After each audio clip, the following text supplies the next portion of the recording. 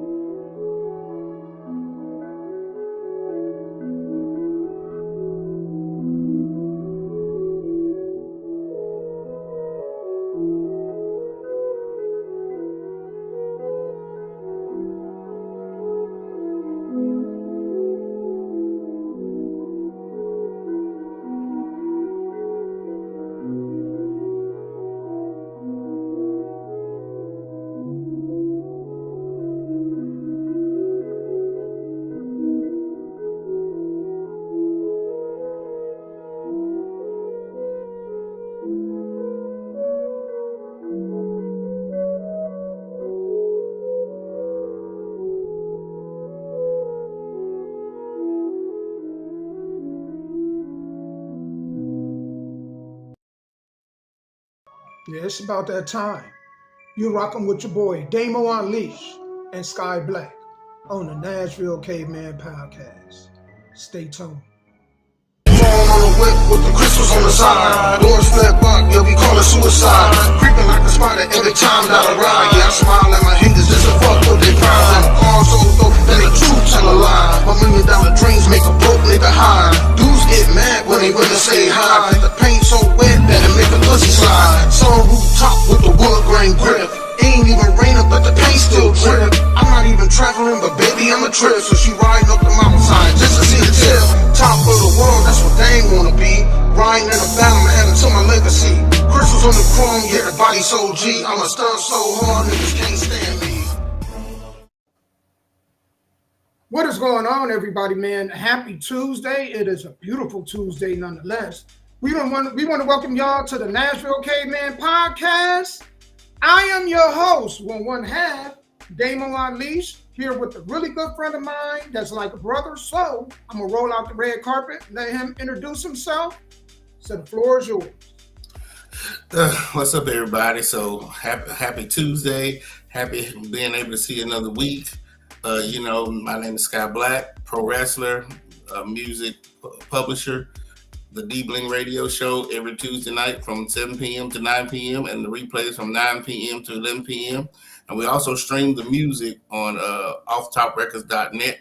So after you listen to the music, you can stream the music. So if you are an artist that's looking for radio play, send it to me at sky.black@gmail.com. That is sky.black@gmail.com. And then after that, pass you over to Mr. Damo, do the interview.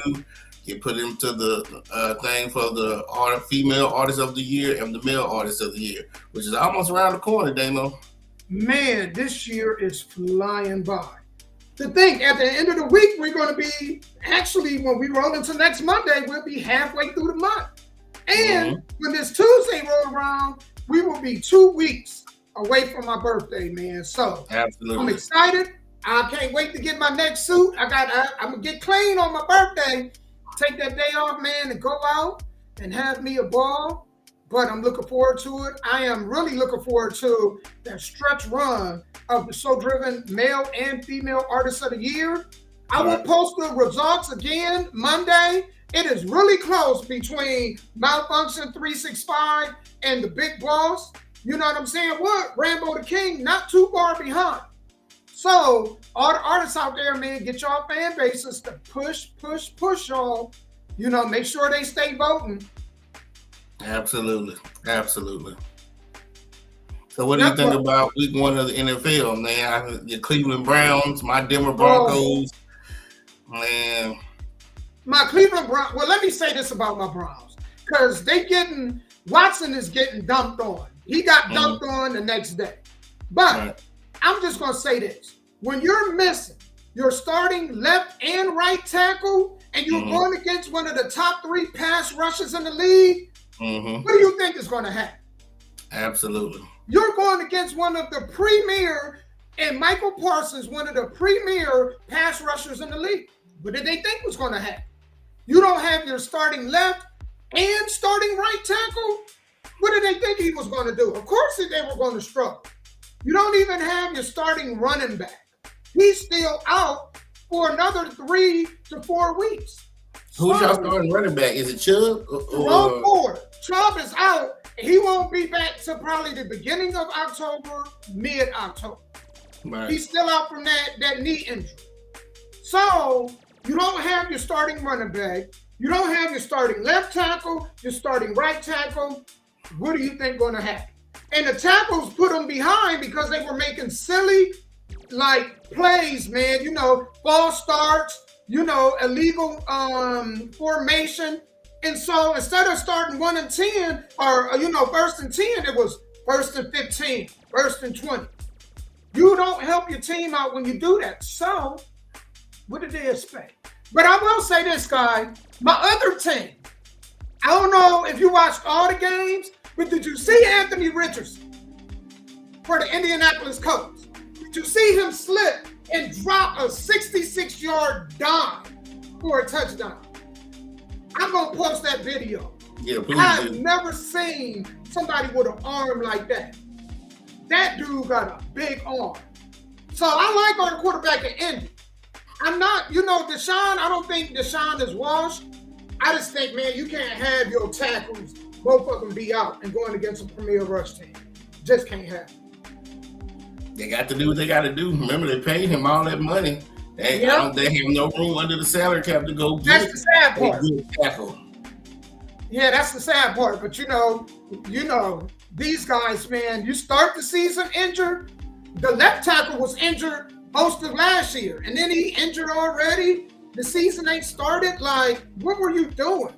You got to rehabilitate. You got to make sure you're there. You got to be there. If you're not there to contribute, how are you helping the team? So, absolutely. What's I up, like their Malfunction? quarterback. I was watching Denver.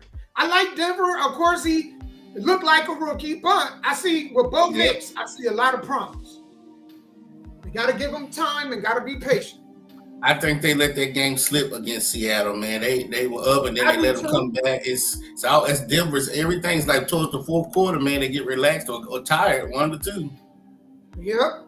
Well, that Mile High, man, the air up there is different because, the evolution of them, man. They're in the mountains. Yep. So it's a little tougher, man, to breathe in Denver than it is anywhere else. They don't call it Mile High for nothing. Mile High till I die. Denver Bronco fan. I know, he ain't lying, That's man.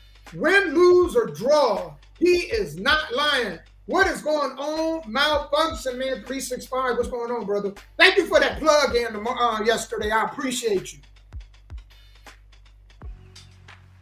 Man, we got some good topics on deck for y'all, right? The importance of finding purpose and value in a relationship and marriage. I got this video I want to play for y'all. It's really, really deep. I don't know if I'm going to start the show off with it. I may start it off halfway. I may start this off maybe midway between because I want more people to show up. But I can't wait to show y'all this. A side chick stabs her boyfriend's wife 9 times. So we're going to talk about that. Allegedly, Biggie had a transgender as a main character in his music video. And man, when I seen this, I was just like, my jaw hit the ground. I'm like, whoa. We know that that's a part of hip hop now, but I just didn't know back then that was like a real thing. Also, a woman leaves a family restaurant, all right, and starts her own business using the family's recipe. Was she wrong? So imagine, Sky, I go ahead and y'all hire me in your family business. I'm there for a year. I learn the recipe, and then I take the recipe from your family and start my own business. That's basically what the woman did. So was she literally a part of the family, or she just got hired on? No, she was just hired on. She was not part of the family. Also, the woman you choose is the most important decision a man will ever make. I'll say this again, fellas. The woman you choose is the most important decision you will ever make. So that's what we got to talk about on deck today. Sky, man, how was your week? Before we get going, man, how was your week, man? Anything new? No, nothing really new, man. Just enjoyed Thursday night football, and then turn around and Sunday just watching football all day, man. It's just a blessing to see the 2024 season. Which to me, I still don't think anything's gonna change. My money, my hat's on Kansas City three-peat, and so That was a hell of a game, what? That was a hell of a game. I don't know what And they I were was like, thinking. Sky was right. Sky, you were absolutely right. Don't Yeah. ever bet against Patrick Mahomes. I would not put my money against Patrick Mahomes. Not ever. Hey, Hello, hey. My thing with Baltimore was this: what was you going to get out of having Lamar Jackson drop down to 212 or whatever he was? He is a running quarterback. You made him drop 10 to 15 pounds, right? Right. What is he supposed to do? He was already quick, so it wasn't going to make him quicker. So now Right. you asking him to run up against 300-pound linemen, 250-pound linebackers at 212? Like that made no sense to me. They trying to get him hurt, because I'm telling you, if I'm gonna be going up against guys that size, I want to have a little bit of size on me also. He But I did think last year. And he you did gonna last outrun year. That's him. why I don't understand what was the purpose of dropping that type of weight to be a running quarterback. He is not a passing quarterback. It's just not him. Right. And that was a good game, because they were literally an inch from tying that game up. Right.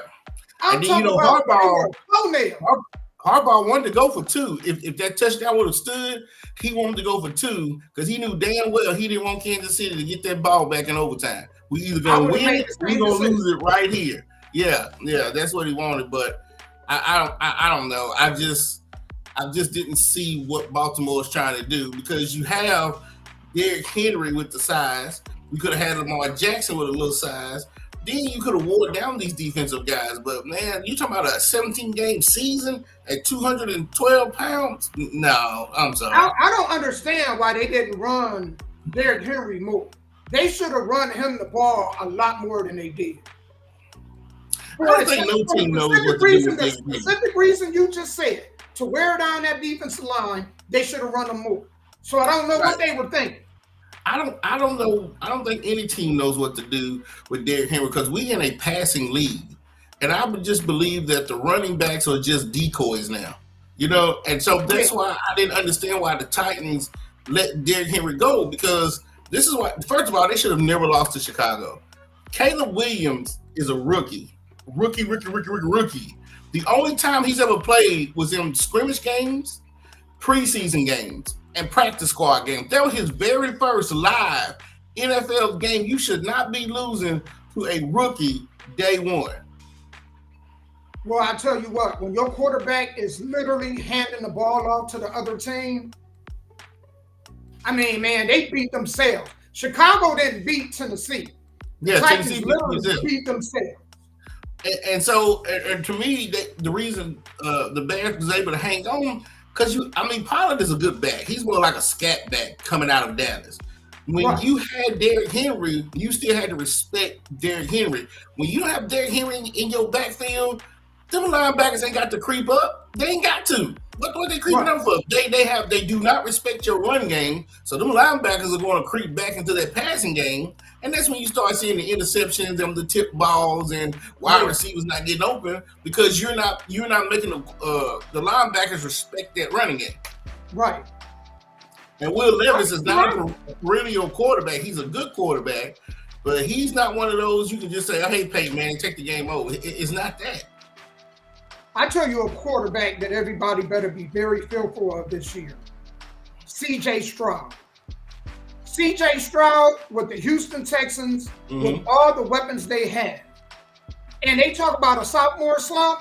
Didn't look like it Sunday. No, it sure did. Did not look like it. They played the division game, right? They played the Colts. Yeah, they played the Colts. They beat us by 2. It was a good classic game.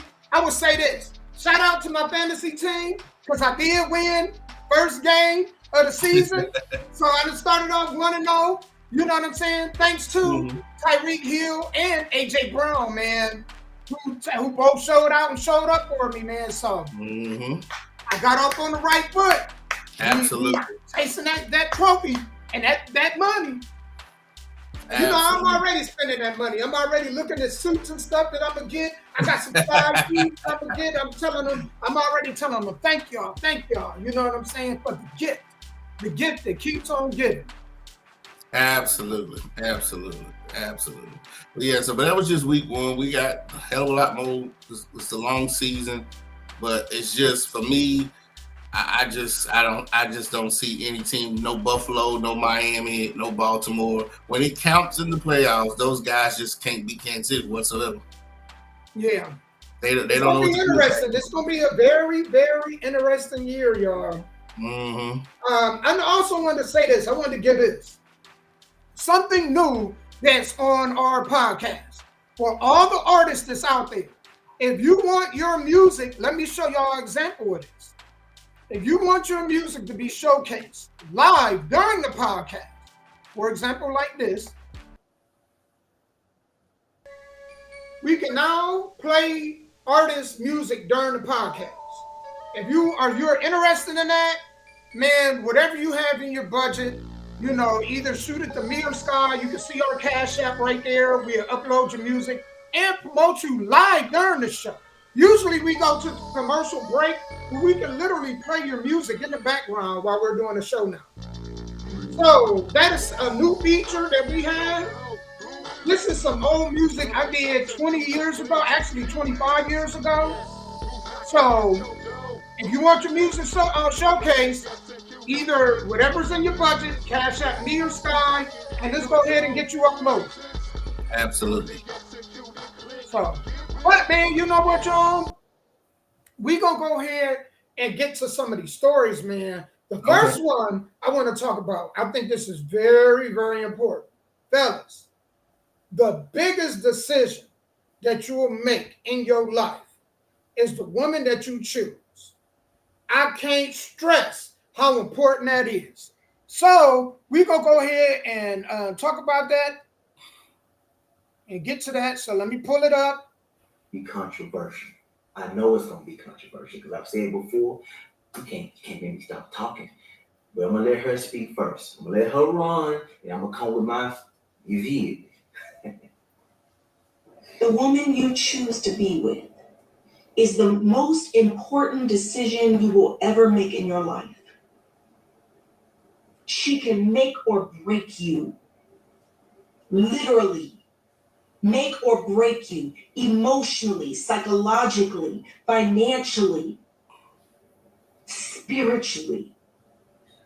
I said it before. She can make or break you. It's going to be controversial. I know some of y'all going to click out the video as soon as I say ready to start typing. So we're going to talk about that. She is absolutely right. Fellas, the woman that you pick, physically, emotionally, spiritually, can make and absolutely break you. I can't tell y'all how many men that we see that were on a path to greatness that got with the wrong woman and now are sleeping on the street.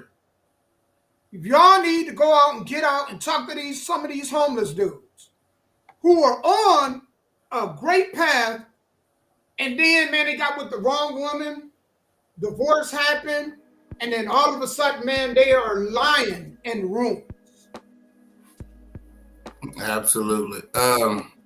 She said choose the woman you choose is the most important decision you're ever making in your life. That's the kids you have with them.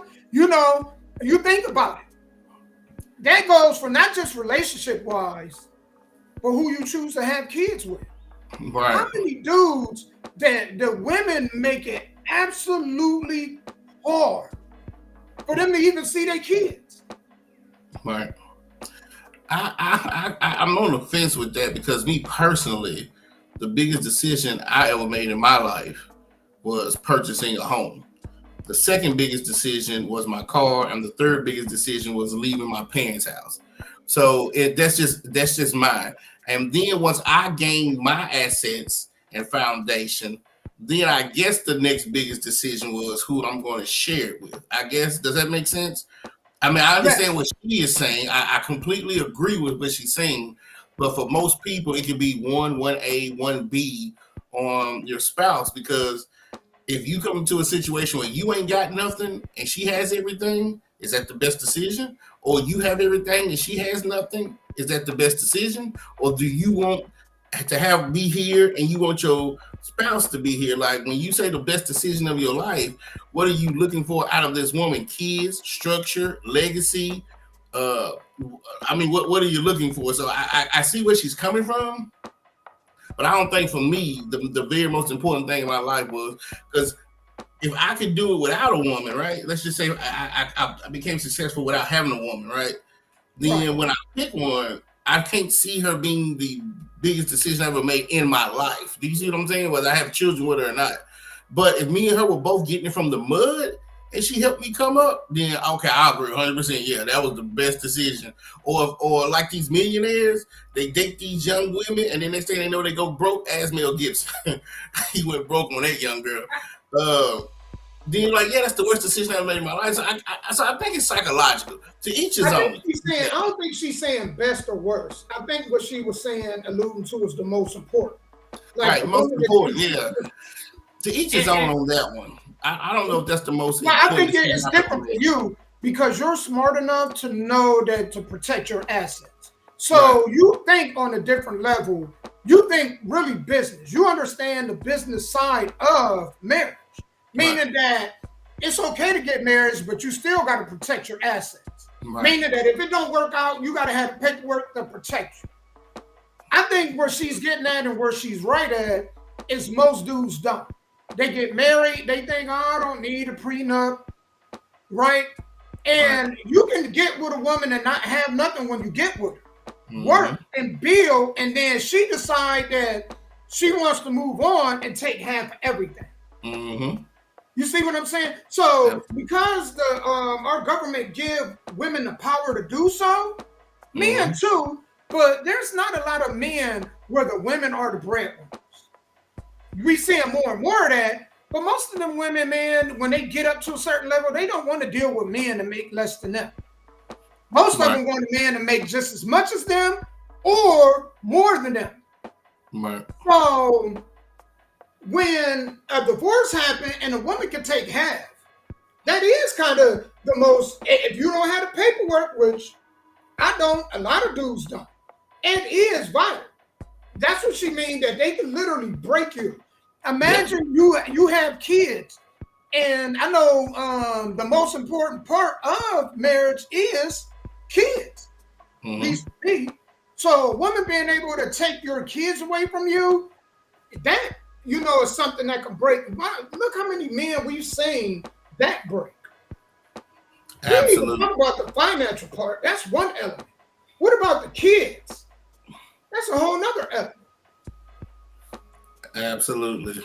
Well, and again, if you're just talking about just the average person coming of age, finding a wife or a girlfriend or a fiance, then yeah, she could be right on that. But again, to me, it's still each his own, because there's some people in this world who will never get married and who will die alone.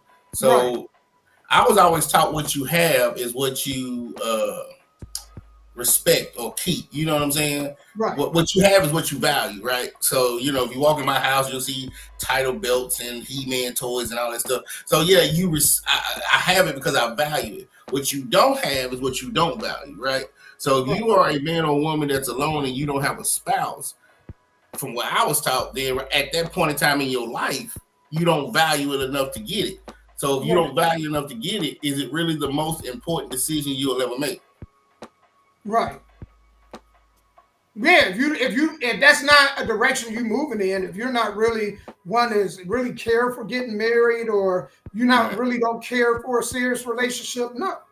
You know what I'm saying? But if that's a direction you do want to move in and you've worked and you've built, I don't know if you've seen the video. It's actually something that went viral on the internet, where this man was talking about how it took him 40 years. Well, I don't know about 40 because you wasn't really building what you built when you was a youth.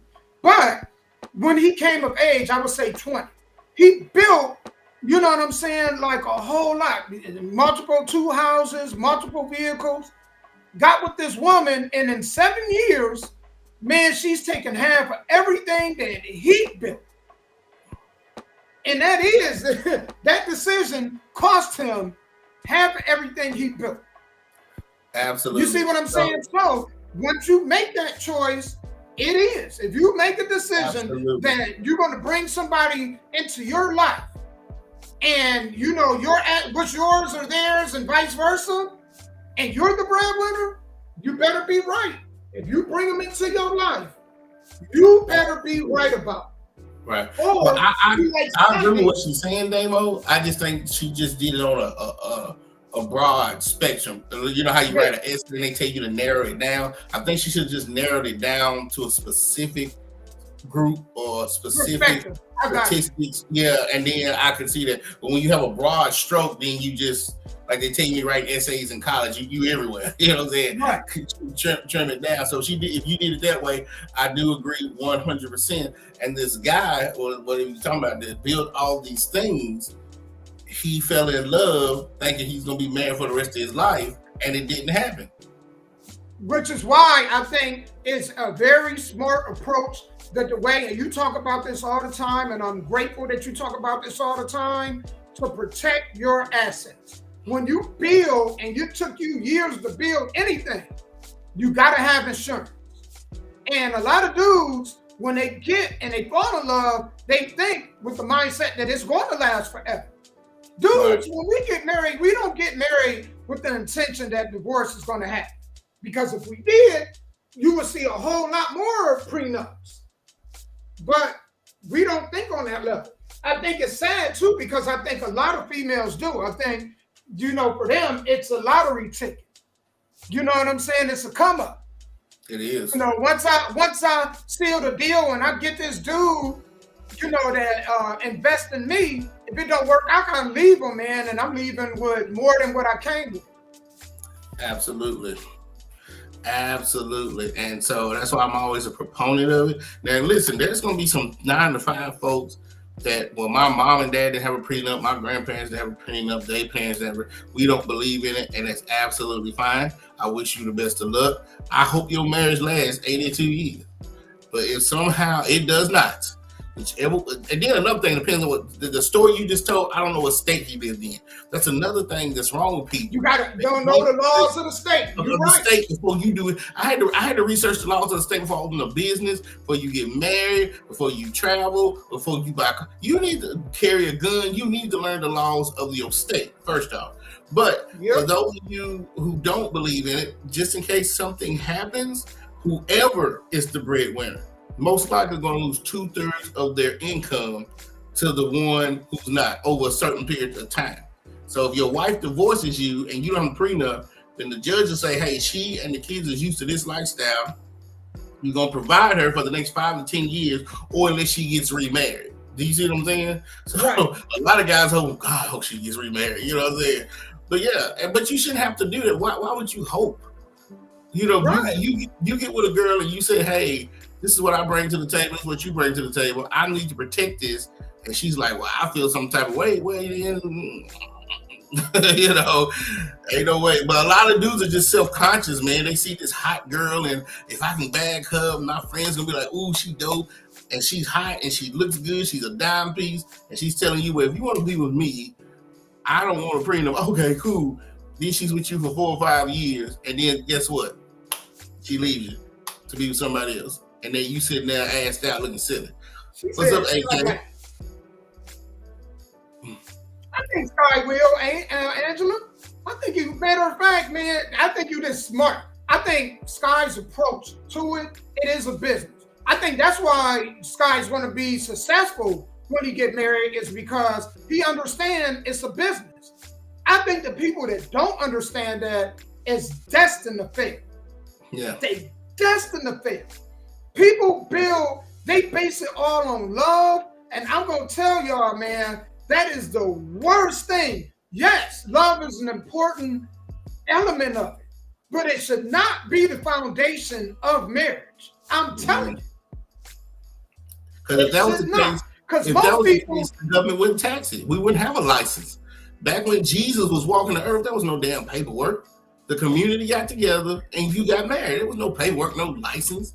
Even in certain parts of Europe during certain ages, there was no license. I need to, usually when I'm wrong about something, I like to correct, and I know this goes back many, many videos, but we was talking about some things, and I said that King Henry IV or 14th started the Catholic Church.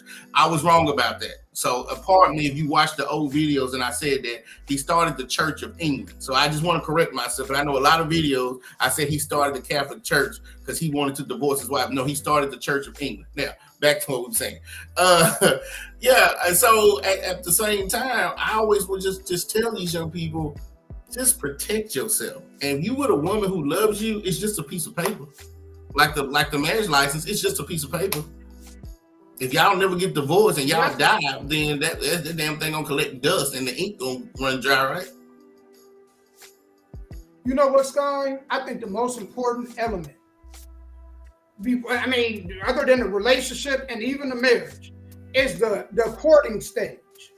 Yeah. I think people don't take enough time to build communication. It's not because the communication part is what fails the marriage. Absolutely. It's the lack of communication. It's not the infidelity. It's not none of that. It is the lack of communication. Absolutely. Yeah, well, thank you, AK, for the belief in me. Thank you. You're right. It is the lack of communication because a lot of people are scared to have the tough conversations, right? So let's just say, especially with women and kids, that's the toughest conversation they ever have, right? I didn't have that conversation. When my child was born, their mama was in the delivery table looking silly. She had the hospital on this side saying, how you gonna pay for this baby that came into this world? And she had the other insurance on this side saying, if this baby died today, how you gonna bear it? But you can't have those conversations with women, but it's possible that your baby could die an hour later after birth. That's just an example. So if women can't have those tough conversations, imagine when they get older, trying to have conversations about prenups and wills and legacies and trust and all this old type of things. They ain't trying to have those conversations. I tell you, the number one conversation that people need to have is just the conversation of understanding of love, period. Right? Right. And here's what I mean by that. Most people, they have to ask themselves, if love is what you want to build the foundation of, then whose love are we talking about? Mm-hmm. Your idea of love or the person you with, their idea of love? Because absolutely. The biggest issue is people turn love into prison. Mm-hmm. Then take love and turn it into prison. I'll give you an example, Sky. And I know this is me playing devil's advocate. So I don't want y'all to take what I'm saying one way or another, but I just want to give y'all some food for thought. If me making you happy is the most important thing, right? I just want to make you happy. Well, what if I came to you and I said, well, you know what? I love you. There's areas that it's not that you don't satisfy me in, but I like to have experiences with other people.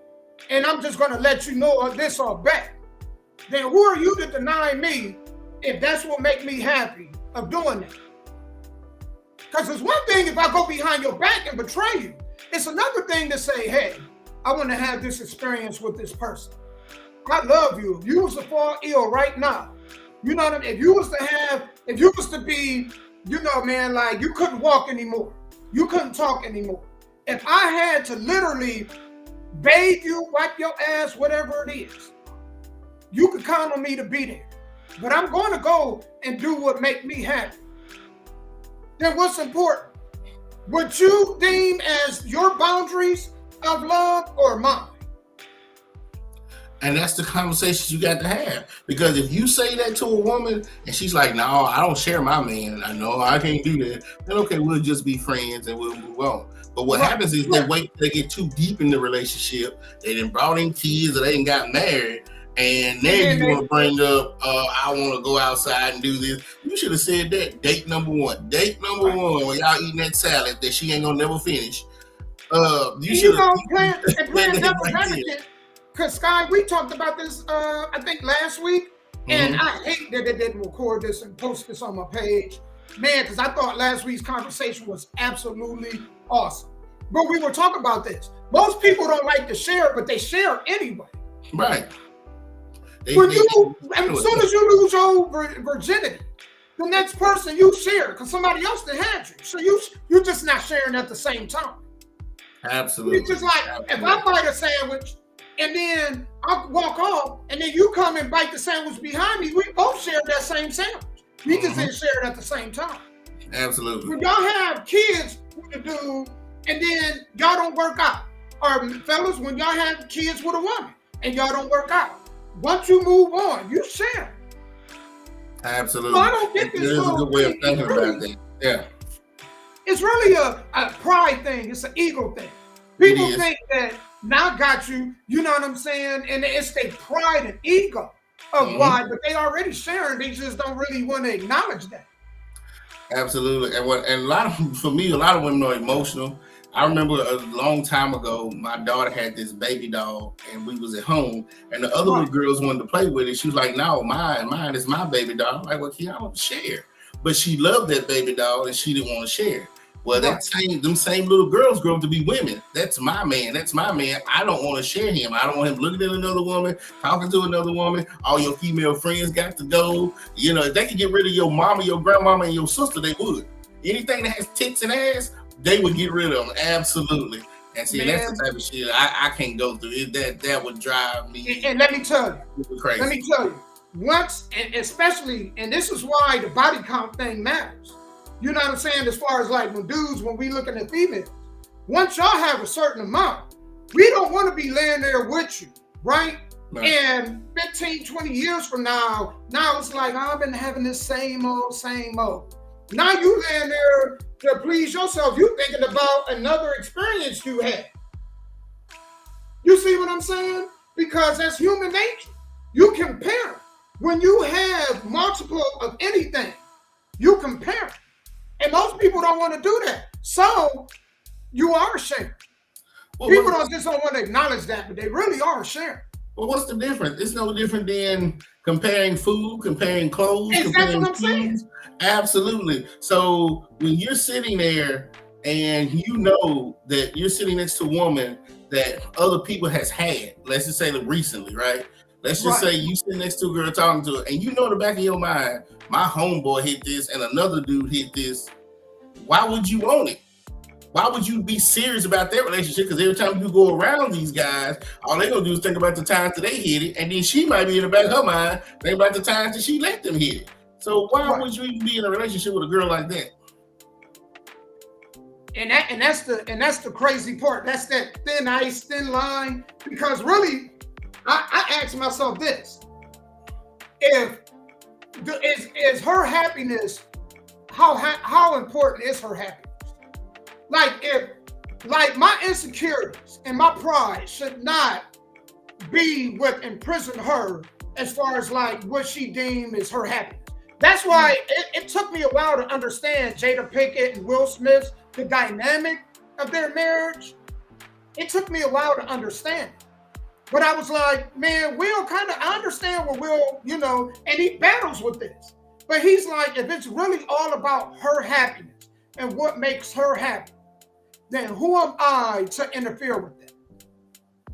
Because I'm not responsible for making her happy. She is responsible for making herself happy. All I have is just certain rules that I need her to abide by. Now, when it comes to their situation, yes, I think Jada Pinkett, broke some rules. Because you don't bring your son's friend into your bedroom. You just don't do nothing like that. There has to be some level of respect when it comes to Will that I just absolutely think that she broke. But I bet you, I'm quite sure she came to Will and they had that conversation. I'm about sure of it. You know what I'm saying? Now, was Will hurt by it a little bit? I'm sure he is. Because, man, when you're bred to think one way, and then you evolving and evolving into something else, it's hard to deal with that mentally. But I'm quite sure they had that conversation. Absolutely. Well, if I was in Hollywood anyway, there's no way I would probably never marry, and B, I would know just offhand that this woman that I'm with, when my back is turned, she's probably doing her own thing, because this is Hollywood. People sleep with everybody. They have threesomes. They swing. You're not going to hold down a person in Hollywood. I'm just sorry. It's just too much access. You know, Shit, it's just not that. Hollywood, the runaway chicks. I promise you, I've been on all social media platforms, and we see dudes that say they done slept with more married women than anybody. Yeah. And it makes sense, because you know what? A lot of men, we're prideful. We think, man, let me tell you how the thing that gets us in trouble. We think, man, the female telling us, man, feeding our ego, that we the man. Oh, man, she ain't gonna do this. I'll put that pipe on her, man. You know what I'm saying? We be acting like we got the greatest pipe in the world. Meanwhile, them chicks, man, it ain't got nothing to do with your size or how you work or anything, right? They can just simply come across a dude and just want to experience with it. And it's a lot of dudes that they going through that. There's a reason why they won't make these paternity tests mandatory. Our government know what happened.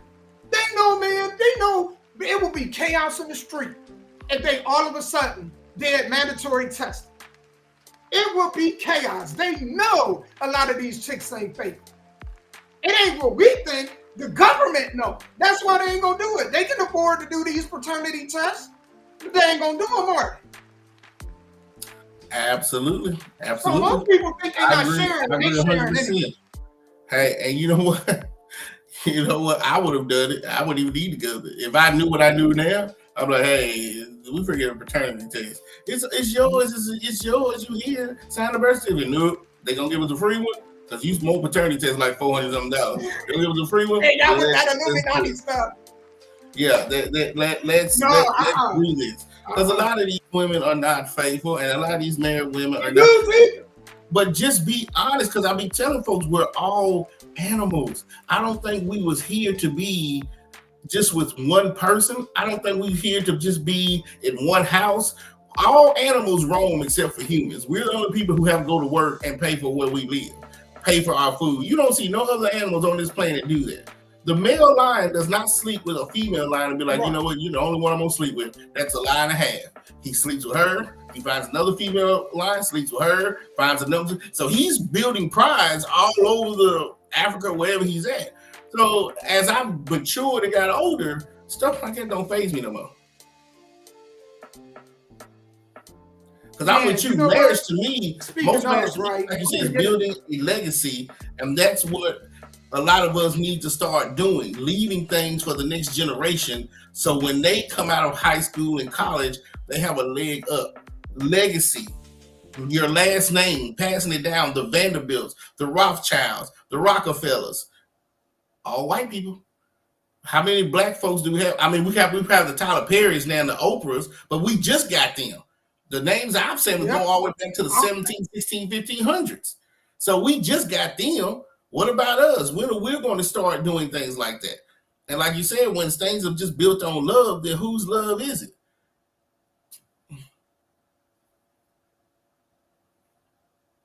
And a lot of women ain't gonna let you do it. A lot of women's not gonna be like, well, I mean, is it your idea of love?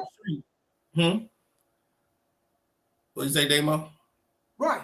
It's like, whose idea of love? Is it your idea of love and what makes you secure, or is it their idea of love? Right? Right. That's what it really what it comes down. Whose happiness? Is it your self-happiness in your boundary of law and your security, in your pride, or is it truly what makes them happy? Absolutely. That's the question. Is it unconditional? I think love is not unconditional. I'm going to say this before I move on to the next story. I just want to make this. If the love is not unconditional, then what's the point? If there's conditions that bound your love to me, meaning that you say, well, if you do this and this and this, I'm no longer going to love you, then what value do your love really have? Because I want the Jesus, God kind of love. No matter what goes on, you're going to love me unconditional. Mm-hmm. Yes, you are with the flaw, but I'm going to absolutely love you no matter what. If it's not based on that, then what are we doing? Well, AK, no, we're not on the Illuminati stuff. And if marriage is to be a soulmate to one, that's okay. That's how you see marriage, and I believe you're married, AK. So I hope and pray that you never have to ever see a divorce lawyer or go through anything where you and your husband split up. So if that's how y'all came into it, as that's my soulmate, that's fine. But I think differently. I know 80% of marriages don't last past 5-6 years. So and it makes me think: is there really such thing as soulmate? Because a soulmate is only a soulmate until they do something that hurts you, and then it's no longer a soulmate. Right. So if it truly is a soulmate, a true soulmate is unconditional love. I don't care if you did all of this. You know, I don't care what you go out here and do. Long as you protect me to a degree, you know what I'm saying? I'm going to love you unconditional. If the love is not unconditional, there's really no such thing as a soulmate. If it is bound by any laws or rules that based on your comfort and not the other person's, then to them it's really a prison. That's why I think the majority of people that are married are miserable. And they don't have these conversations that Sky, what me and you are talking about right now. They don't have these conversations. You know what I'm saying? Because a lot of times we forget that people change. So the things that you may, the way you may look at things maybe 20, 30 years ago, you don't look at them anymore. You don't look at them like that anymore. And I think even with that, even with God's law, I don't like to bring religion into it because most people don't come into the covenant under, they're not virgins. So they only move that needle. They only, most people bring in religion, but then, man, it's like, well, both of y'all virgins? Because if we not, what are we talking about here? Absolutely. So under God's law, you're supposed to be a virgin. He's supposed to be a virgin, right? Wear white, doves. Ain't nobody. What woman in your family or do you know that actually got married as a virgin? If you could answer me, please. You know darn well nobody that you know or I know by the time they got married was a virgin. All the women I know in Edgehill that had so many. I knew a girl, her name was Latasha Vaughn, had a child in the 10th grade. So I know damn well that them girls in the Edgehill by the time they got married were not virgins. I do think that there are women out here that are virgins, but you will very seldom find where the woman and the man were virgins.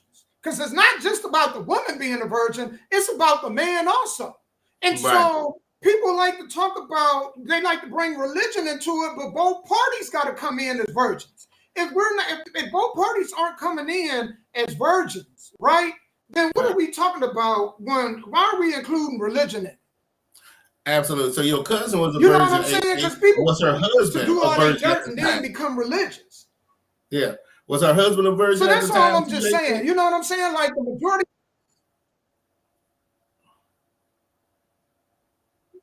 Because that's important too. Absolutely. And so when people ask, do they have my unconditional love? Mine come with strings, right? My unconditional love comes with and I believe there are some dudes that are virgins, but they are far and few between. Far and few between. Where it's very far and few in between where both parties are virgins. Absolutely. And so my unconditional love comes with trust. When I no longer trust you, then and I don't even know if I still love you, not to be honest with you. I mean, I love you to a fact. And see, I don't have it. I want to grow into that. Right. I want to grow into unconditional love. Meaning that no matter what you do, whatever makes you happy, I'm going to support it. Right. And so once you break my trust, I definitely want to evolve into that. I want to evolve into unconditional. I think that's the next step for me. Because right now, I admit it. I deal with insecurities, pride, and stuff like that. Yeah. Yeah. So for me, there is no unconditional. I have unconditional trust and unconditional love. You break one of the two, there is no unconditional nothing. So then the question is there, I mean, if it's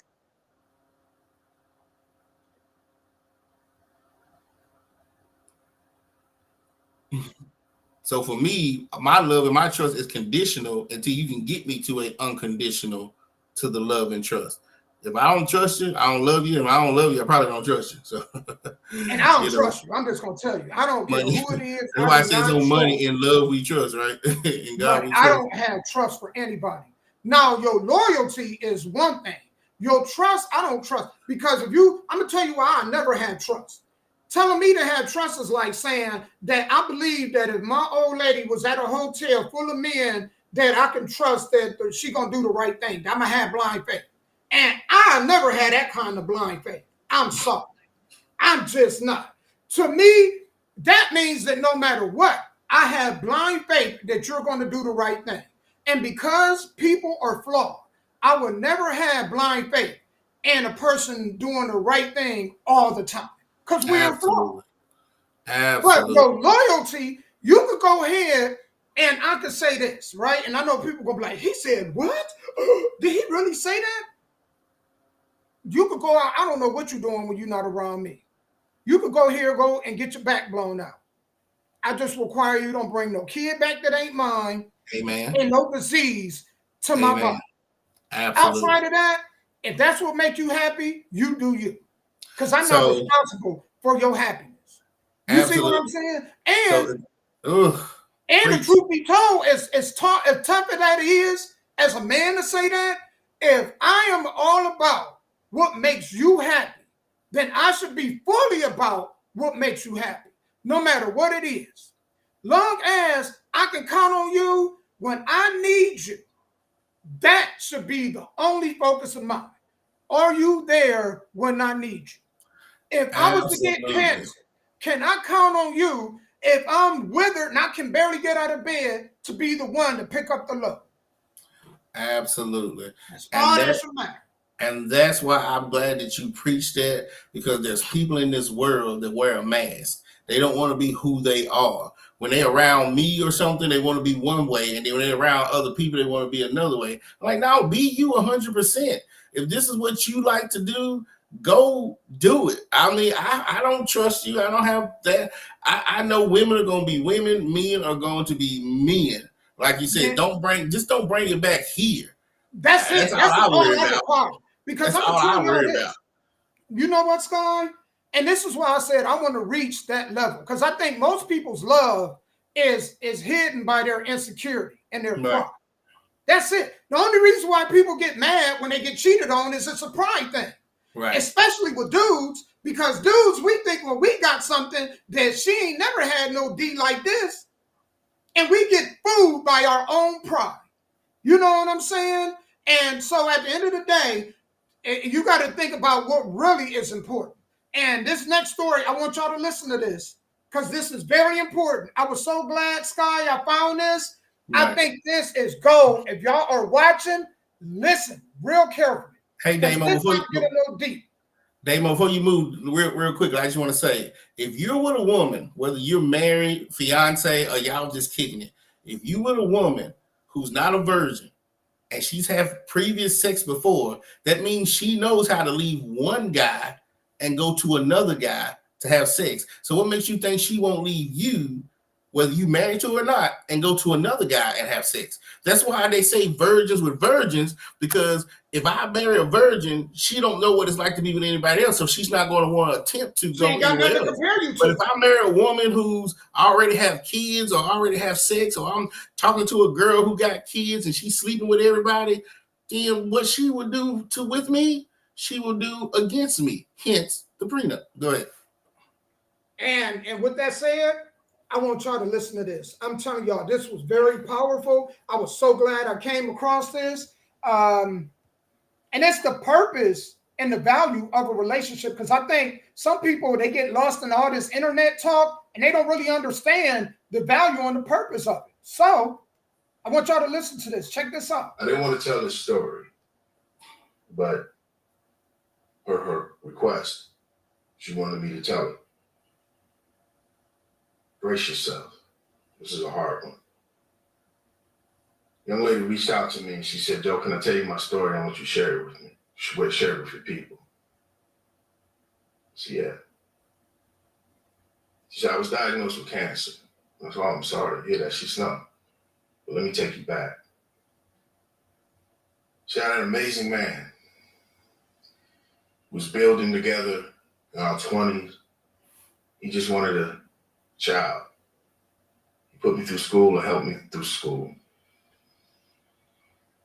And I told him, just let me get my bachelor's degree, get my footing, and we can start our family. Then it was, let me get my master's degree, and then we'll start our family. Kept putting it all. Let me get in this career. Let me get a certain place in my career, and then we'll start our family. And she said, Joe, I grind, man. And that man waited for me. He was a good man. Never cheated on me. Good provider. He wasn't a college man. He didn't ever go to college, but he was a good dude. A couple of years went by. He was like, okay, I want to have a child. She said, I don't want any kids right now. You got to make more money. You got to make this. You have to do this and do that. And he was like, I'm good where I'm at. So then she told him, you're not on my level. I want a divorce. I need a man on my level. She got a divorce. She went out there and had a hot girl summer. She said, girl was like, girl, go find your man on your level. He wasn't on your level. It's funny how your girlfriends will always co-sign your bad behavior. It's funny how your boys will always co-sign your bad behavior. They'll always steer you in the direction of destruction. I never trust people like that. She went out there and did it anyway. She said, Joe, I was with this man, that girl, that man. I was doing me, I'm making six figures. I'm out here, I took the pill, the pink pill, you know the one. Just like men take the red pill, she took the pink pill. And she said, one day she was feeling a certain way and she blew it off. She went to a routine mammogram and they found a lump. She had breast cancer.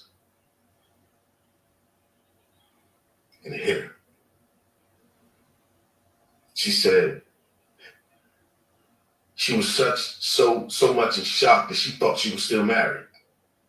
Because she was like, okay, I'm gonna go home, my husband's gonna do this. It didn't dawn on her until she walked into her home that she was alone. So she said the man she had at the time, she told him, he was like, babe, we're gonna do this, we're gonna beat this. So it started treatment. She said 2 treatments in, that joker was gone, Joe. He was like, I can't handle this, Said she started getting sick and, she getting weak and she couldn't do certain things. And I asked the question, I said, what happened to your girlfriends? Your girlfriend, she said, they fell off. It's funny how reality set in and all this stuff that people say in front of everybody, they don't do it. So she said, because I wasn't having mimosas and lunch and brunch on the weekends anymore. I was sleeping in the bed. I was in treatment. She said, I was so weak, Joe, I had to hire someone to put a bed in my living room to help me. I had a bucket to do my business in because I couldn't make it to the freaking toilet. He said, then I got the news that my ex-husband was getting married, had a baby on the way with a career woman. She said, Joe, I never felt so betrayed in my life. She said, everybody told me, oh, don't choose no man. You don't need no man. Always choose your career. Always do this. And they don't tell you that you can do it all. And this woman showed me she could. She had a career. She had a husband who I know is a good man. And Joe, I said so many lies about that man.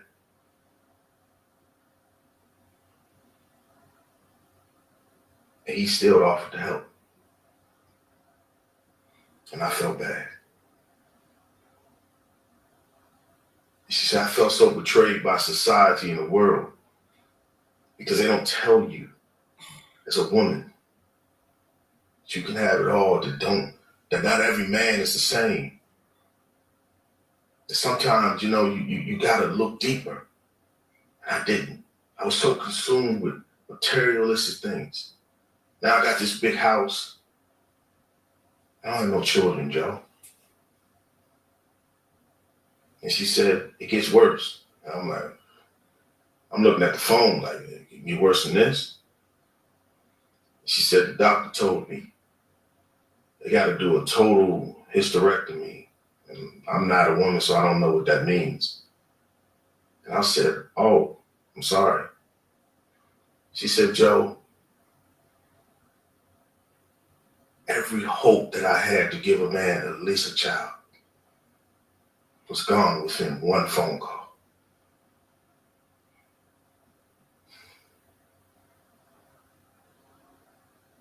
They don't tell you this, man.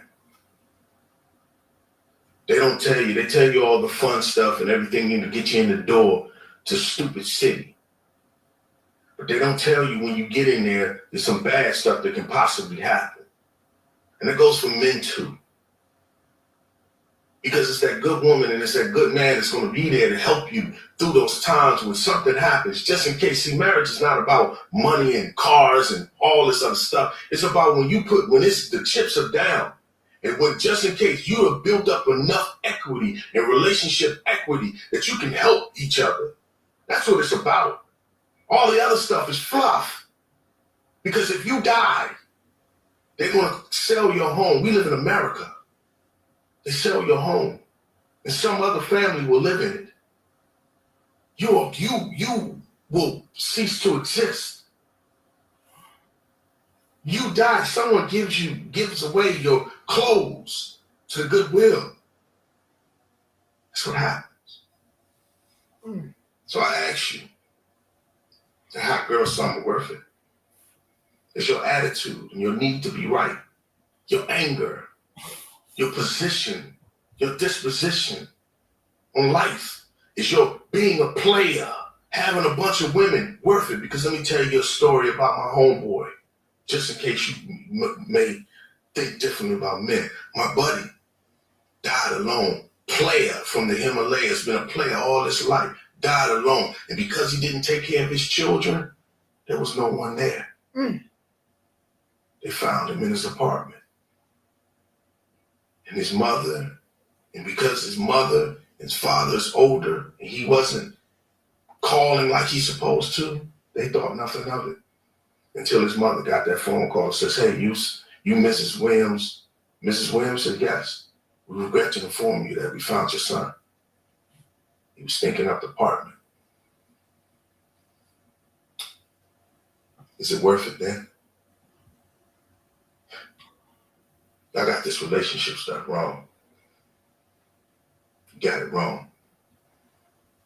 Take care.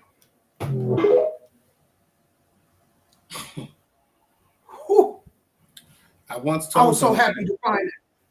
I once told somebody the reason you have a back and can't scratch your own back is because you're going to always need somebody in this world. That's why God gave you a back. If humans could scratch their own back, they wouldn't want to be bothered with anybody. The only downfall about, I think, what he said is there is the opposite side too. You could have a wife, you could have kids, and you could have parents get sick, and still nobody will come take care of you. Still won't nobody come visit. Right. There's people in old folks' homes, people in hospice as we speak, who has a plethora of grandkids and cousins and uncles, and won't nobody come visit. I would So say this. whether you treat your family bad and be alone, you can die alone, or whether you have a great family, you can still die alone. Well, it comes down to this too, Sky. Some people think they've done the absolute best for their kids, or vice versa. There's your perception, and there's the other people's perception.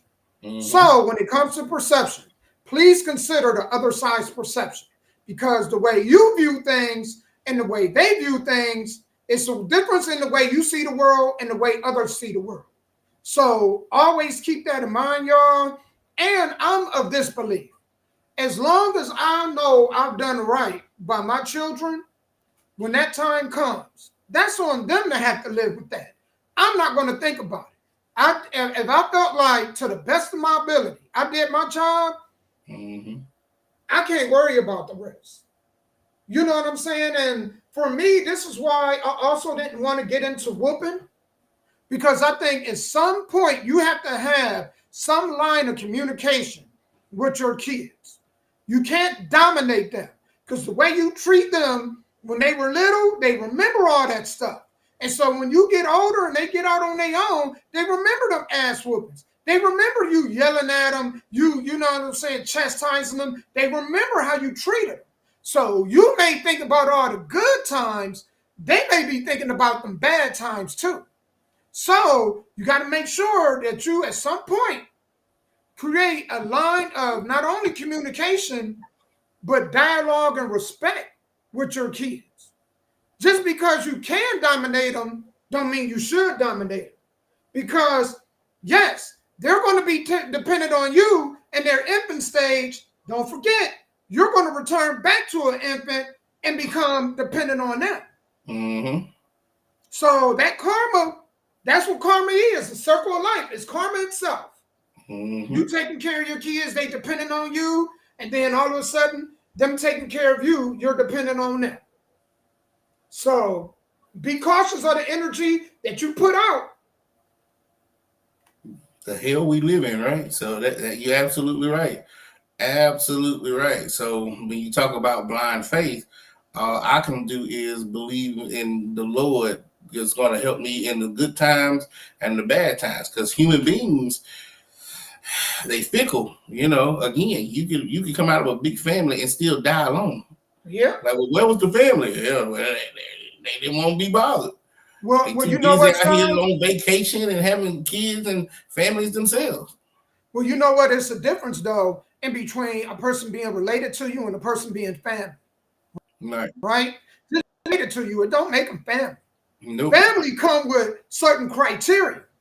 Related to just means that we're related by DNA.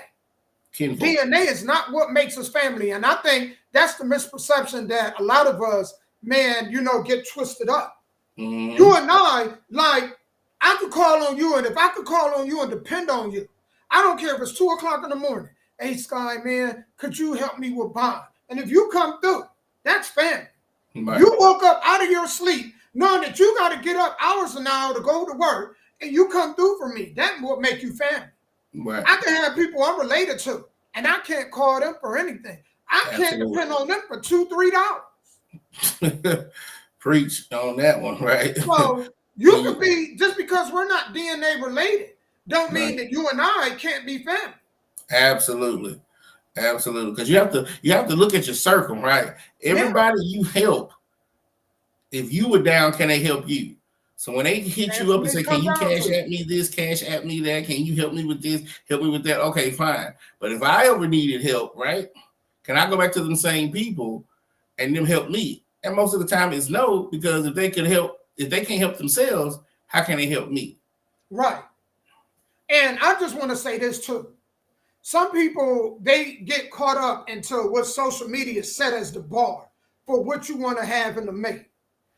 The most important thing that you want to make sure you have in a mate is your ability to not only communicate, but them being able to meet certain criteria. And when the chips are down, can you count on them? She had a good husband and it wasn't good enough. She listening to all these other people that probably had jacked up relationships, right? And then she ended up in the same boat that they probably were in. Here, they not even having brunch with her. She can't count on them when she got sick. And here's a man that she possibly could have counted on had she worked it out with him. But she thought that the grass was greener on the other side. And then she's standing in the yard all by herself. Can't tend to her own yard or nothing. And now she alone. So it's important to be mindful of, people talk about what they think is important in a relationship. The most important thing in a relationship or marriage is, can you count on that person to be there when you need them the most? If you, as a dude, if your penis fell off today is that woman gonna still be there with you? Mm. If you was paralyzed and you was paralyzed from the shoulders down, is that woman going to take care of you? Ladies, if you got breast cancer, your hair fell out, it's not the same that it used to be. You know what I'm saying? You sick, you can't clean, you can't cook, you can't do the things that you used to can do. Is that man going to tend to you? Is he going to care for you? That's the most important thing. Y'all get caught up in what a person doing when they're not around you, all this other stuff. To me, the most important thing is, can you count on that person when you need them the most? If you fall down and break your hip, can you count on them to be there, or are you going to be laying on that floor for 5 to 7 days hoping somebody come by? Absolutely. Fellas, just because you find better vagina, ladies, just because you find a longer penis, don't mean that when things get hard, that person is going to be there for you. Nope. I mean, and again, like you said at the beginning of the thing, it's, for me, it's unconditional love. So you go find somebody who can treat you better or have better sex. It's just that temporary moment. You married me for the long term. I get it. I get it now. I didn't get it in my 20s, but I get it now. You have the person at home, or your main chick, whoever you want to call her, who's there for the long term. And while you still healthy and able, you out here sleeping with these other young girls just for the period of time. But you will never marry these girls. You will never be with these girls. These girls are just pass around to any and everybody, right? But your main long-term goal, legacy building woman, is at home. Man, I'm telling you, I'm telling y'all, the way I think, the way I feel, it's evolving. I don't think about some of the things and it had to do a lot with my insecurities. And I think that's the tough part for people to face, that they are very insecure. You know, they're not as confident as they think. They're very possessive, very prideful, very selfish. Love is not any of that. You know what I'm saying? Love is really all about the other person. It's not about self. Now, it should be that vice versa, meaning that whatever make you happy, the other person is supposed to fully support that. Whatever make the person you with happy, I want to grow until where I'll fully support that, right? No matter what it is. You know what I mean? I'm talking about on the Will Smith level. No matter what it is, I ask that you just have some level of respect for me. Absolutely. Right? That's it. Because at the end of the day, all I care about is when I need you the most, can I count on you? That's it. Because people say what you say and what you do is totally different. You know what I'm saying? Your loyalty should not have to do with anything with what makes you happy. Your loyalty is when I need you and my ability to count on you and you being there. And it should have nothing to do with the things that make me insecure. I'm confident. I should be confident within my own self. I ain't worried about what you got going on because I'm too busy moving in my own purpose. I'm moving in my own purpose that God got set for me. I want to move on that level. Some of y'all be worried about and concerned with shit. You know what I'm saying? And like I said, man, a lot of y'all, you know, man, the people that get hurt the most are the people that believe and trust and all that. When you invest so heavy into love and trust, then the people that end up in hurt and damaged the most. The people that move and say, you know what, I'm going to do right by you. If you screw up, that's on you. You have to deal with that. That's not on me. Them the people that do the most damage. You know what I'm saying? And you know, and I've learned this because you know I got 25 years. I'm not saying I got the most years. I'm quite sure there may be somebody that's watching this that probably got more. You know what I'm saying? But them 25 years is evolving. It's definitely evolving, and it's easily now. I feel like I could easily be at 50 or 60 or 70. And you know why I could be there? Because it has to do a lot with me. Man, most people got to work on themselves. They so focused on the other person, the other parties, and they don't fix themselves. Even if you marry, you got to fix yourself. If you don't fix yourself, man, you know, what another person doing should never have any indication, or it should not dictate your happiness. It should. What you do should not dictate my happiness. Absolutely. So You some go people, out here, some get people your get back married blown out for by 30 people. If Right. I ain't sick, I got my health. I ain't taking care of no kids that ain't mine. I ain't got to move, and I got to move in my own purpose. Jerry Springer, AK. Yeah, well, some people get married for trust. Some people get married for loyalty. Some people get married for security. Some people get married because of soulmates. So I guess it just depends on what lane that you're coming from. But everything you're saying, other than AK, because I ain't into that soulmate type stuff. But everything you're saying, I have compartmentalized in my journey. So when shit hits the fan, or somebody lie to you, or cheat on you, or use you, or do anything, I'm not blindsided. I was blindsided in my 20s because I was putting people on the pedestal, Damo, that didn't deserve to be there. I was giving them too much credit, and I shouldn't. It's a pride thing. Lately, I'm telling you, I Scott. don't even worry about it no more because I've been stabbed in the back so many times. I've been blindsided that now nothing shocks me anymore. Nothing. You know what I'm saying? Anybody that put blind faith in a person, you aren't what you get. You are not supposed to put blind faith into another person. Only No. person that earns our blind faith is God. That's it. Now, loyalty is one thing, because no matter what you do, if you there when I need you, that's all that matters. Outside of that, I don't concern myself. That is a person that is a sign of low self-esteem. And I've been there. Absolutely. It is a sign of low. The majority of people have low self-esteem. And the They sad part depressed. is They have that's the hardest anxiety. part for them to admit to. Is, hey man, I need to work on my self-esteem. I need other people to make me feel loved. If you need somebody else to make you feel loved, you are the biggest issue you have is self-esteem, and one day it's likely to fall apart for you. Absolutely. It is likely. Absolutely. And My esteem is moving toward a level now that no matter what, I think in the end, I can live a life of fulfillment. I've dealt with a lot of self-esteem that really was kicked back in from the way that, growing up. You know, man. I agree. I'm with you on that, man. It's hard for me to review anything you're saying because, again, this is how I view life. This is how I view other things. It's just now I protect myself. I might not trust you, but I damn sure don't trust the little devil that's inside of you, right?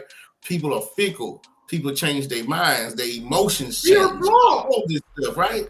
All of that stuff changes. And so at the end of the day, you sitting there boo-hoo and crying, I can't believe he left me, or he cheated on me, or he had another baby. Why not? He's human. He has a penis. So why not? Why wouldn't you believe that? Scott, you're right. Because people expect perfection from flawed people. You're asking for trouble. I don't expect perfection from anything that's flawed. Absolutely. If something go wrong, this is where people and they don't listen to them vows. It's say for better or worse. What do they think they mean by worse? Mm-hmm.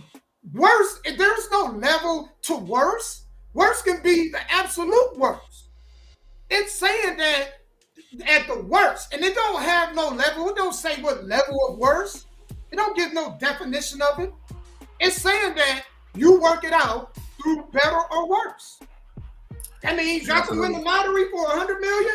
That means he could go out here and have like kids with 3 or 4 other people, or vice versa. You gonna love them unconditional. The vows is basically saying to love unconditional. Right. So whether they cheat on you or they have cancer, you are supposed to stay. Right? But here's the thing. Let's go back to the courting part, the conversations that you're supposed to have with these women. I know this is what the vows say, but before I marry you, let me tell you what I'm going to say. If I marry you, there's still certain things that I will divorce you and leave you for. Do you see what I'm saying? I'm telling you this now, date number one. So that way, when we walk the aisle, you like, well, you said this in the vows. No, I said this date number one. This is what certain things I can forgive and certain things that I will not forgive. So it's on you to want to marry me. When I told you up front, date one, this is what it was. Right. And this is the part too that we need to understand, because you're absolutely right. And we need to understand this about people too. People change. Right. The person you met 10, 15 years ago and the way their view and perspective may not be the same way 10, 15, 20 years from now. Absolutely. So it's important to have conversation, because I'll say this, it's only betrayal when it's done behind your back. Absolutely. If a person come to you and say, you know what, I feel like this, and what do you think? And if they respect you enough to come, you can say no, you can say yeah. You know what I'm saying? You can choose from there what direction you want to go. Maybe they like, I can only see myself being with you 20 years ago. Now they like, you know what, man, I think, I love you. I still love you. I don't want you to think that I don't love you, but I would like to have a second wife, or I would like to have a second husband, or this and this and this and that. Long as they don't go behind your back and they come there with you, it really comes down to communication. That is the one thing that destroys most relationships and marriages. But people got to understand this. We change. We evolve. From a physical standpoint, because when you met that girl, she was 130, had them nice hips, perky titties, you know what I'm saying, flat stomach. 15 years later, now she 230. You know what I'm saying? Big back, thighs as big as her ankles big as her thighs used to be. You know what I'm saying? So people evolve. So we gotta learn to deal with change. Absolutely. And that's the only thing that's guaranteed in this world is change. So when I show you this paperwork, I'm saying I'm protecting you and me today. And when you change next year or 10 years down the line, do you see what I'm saying? I'm protecting the change and evolution of you, because you will change as time grows. And I might not change with you, or we might not grow together, or we might not grow at the same time. So that way, when it dissolves, I ain't sitting there looking stupid with a bunch of divorce lawyers or in court and all this old bull. You know what I'm saying? No, that's okay. And this is, and I respect AK. Okay. I respect what you're saying. I respect what you're saying. But this is the part that I was talking about, where love becomes more of a prison. It becomes more of a prison because it bounds the other person by your beliefs and what you view as your idea of love, which for you may be love, but for the other person, it becomes a prison. And what happens is a lot of people's marriages and relationships fail based on that. Right. And the results speak for themselves. It ain't what I'm saying, whether people believe what I'm saying or not. The results speak for themselves. The results say that the majority of relationships and marriages don't last. So am I wrong, or are the majority of other people in the way they think are wrong? Because the results say that, you know what, he may be onto something. Not saying that he's right. Be considered, what he's speaking of should be considered something that I sit on and think about, and maybe the way I view things should evolve to some extent. Because a lot of people, they just have their own traditional way, which was taught to them by somebody else, and it's just like whoopings. Most people only whoop because they got whoopings and they watch how their parent raised them, so they believe that that's the way that they should raise children.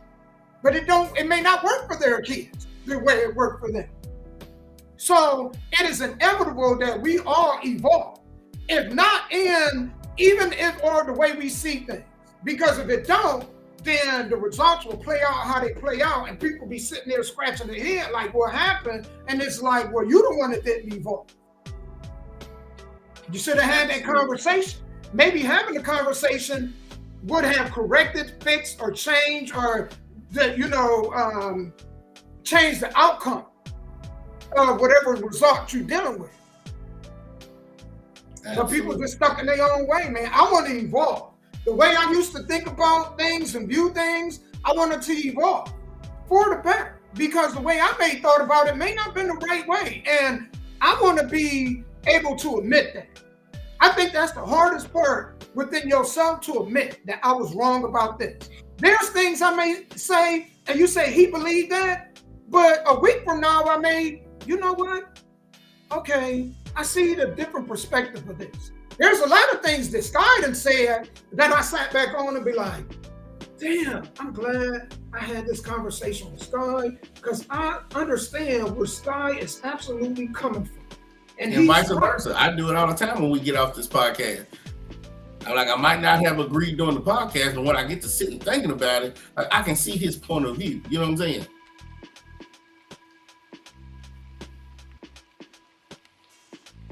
So, okay, well, I guess I'm understanding what you're saying, AK. But think about the people who are married and separated, right? It's supposed to be to death do you part, for better or for worse, right? So that means they move the needle when it comes to religion. Right, you can't separate. People move the needle. You know? They move the needle. They move the needle when it comes to religion. You know what I'm saying? And you know, people they talk, and this is why I don't like to include religion in any debate, because man, and I think this is where the stronghold, where religion don't have the influence that it should have, is because people move the needle. You know what I'm saying? And it's like, you can't go and do this and do this. I got a sibling that does this. It's like, dude, you forgot that I understand and I know your history. You can't now be talking like you're a reborn, you know what I'm saying? And I know your history. So be honest, and be honest with yourself. You know what I'm saying? And be humble. Because man, I know you. You know what I'm saying? And God forgives. We're supposed to be like God. So how is it that God can forgive us after making a mistake over and over, but then when it comes to us, we so prideful that we don't have no forgiveness? You did this, I'm going to punish you then for life. We ain't even going to attempt to give nobody a chance to fix it. Right? Because the first sign of forgiveness is giving somebody the ability to change. Because people should be entitled to a mistake, but they also should be given a chance to change that mistake. Absolutely. But here's the thing, though. She said, let the past be the past. But how many times am I supposed to give you a chance? Like, I'm supposed to forgive, but I'm not going to forget. So depending on what you do, I might give you a second chance. I might give you a third chance. But I'm not going to keep saying, oh, it's the past, let it go, let it go. Then that makes me look like a fool, because they're going to keep doing it over and over again, because I haven't showed them that I'm not going to stop letting them do it over and over again. We do that to God. We do that to God. Mm-hmm. He does the same thing. His law, we know right from wrong, and we disappoint him all the time. All the time.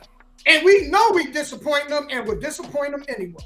Absolutely. So if we want to be like Christ, if we want to be Christ-like, right? Part of repenting is in growth. That means the way you do things, the way we're supposed to think like. And this is where people, it go over their head, and they make things complicated when it comes to religion. The goal is to be Christ-like. So if we're going to be Christ-like, then we need to move like him. We need to forgive like him. We need to become wise like him, you know, understanding like him, compassionate like him, all of that. But our pride won't allow us. The reason why we have broken marriages and relationships is pride. Pride, ego, selfishness. And I have all three. And that's the and I ain't gonna lie, I have all three too, and I'm trying to change that. And that's the hardest thing to change. Yeah, that's the hardest thing. Saying you want to change and actually changing is two totally different things. I mean, and again, I used to hold grudges back in the day, but the older I got, I forgave, but I didn't forget.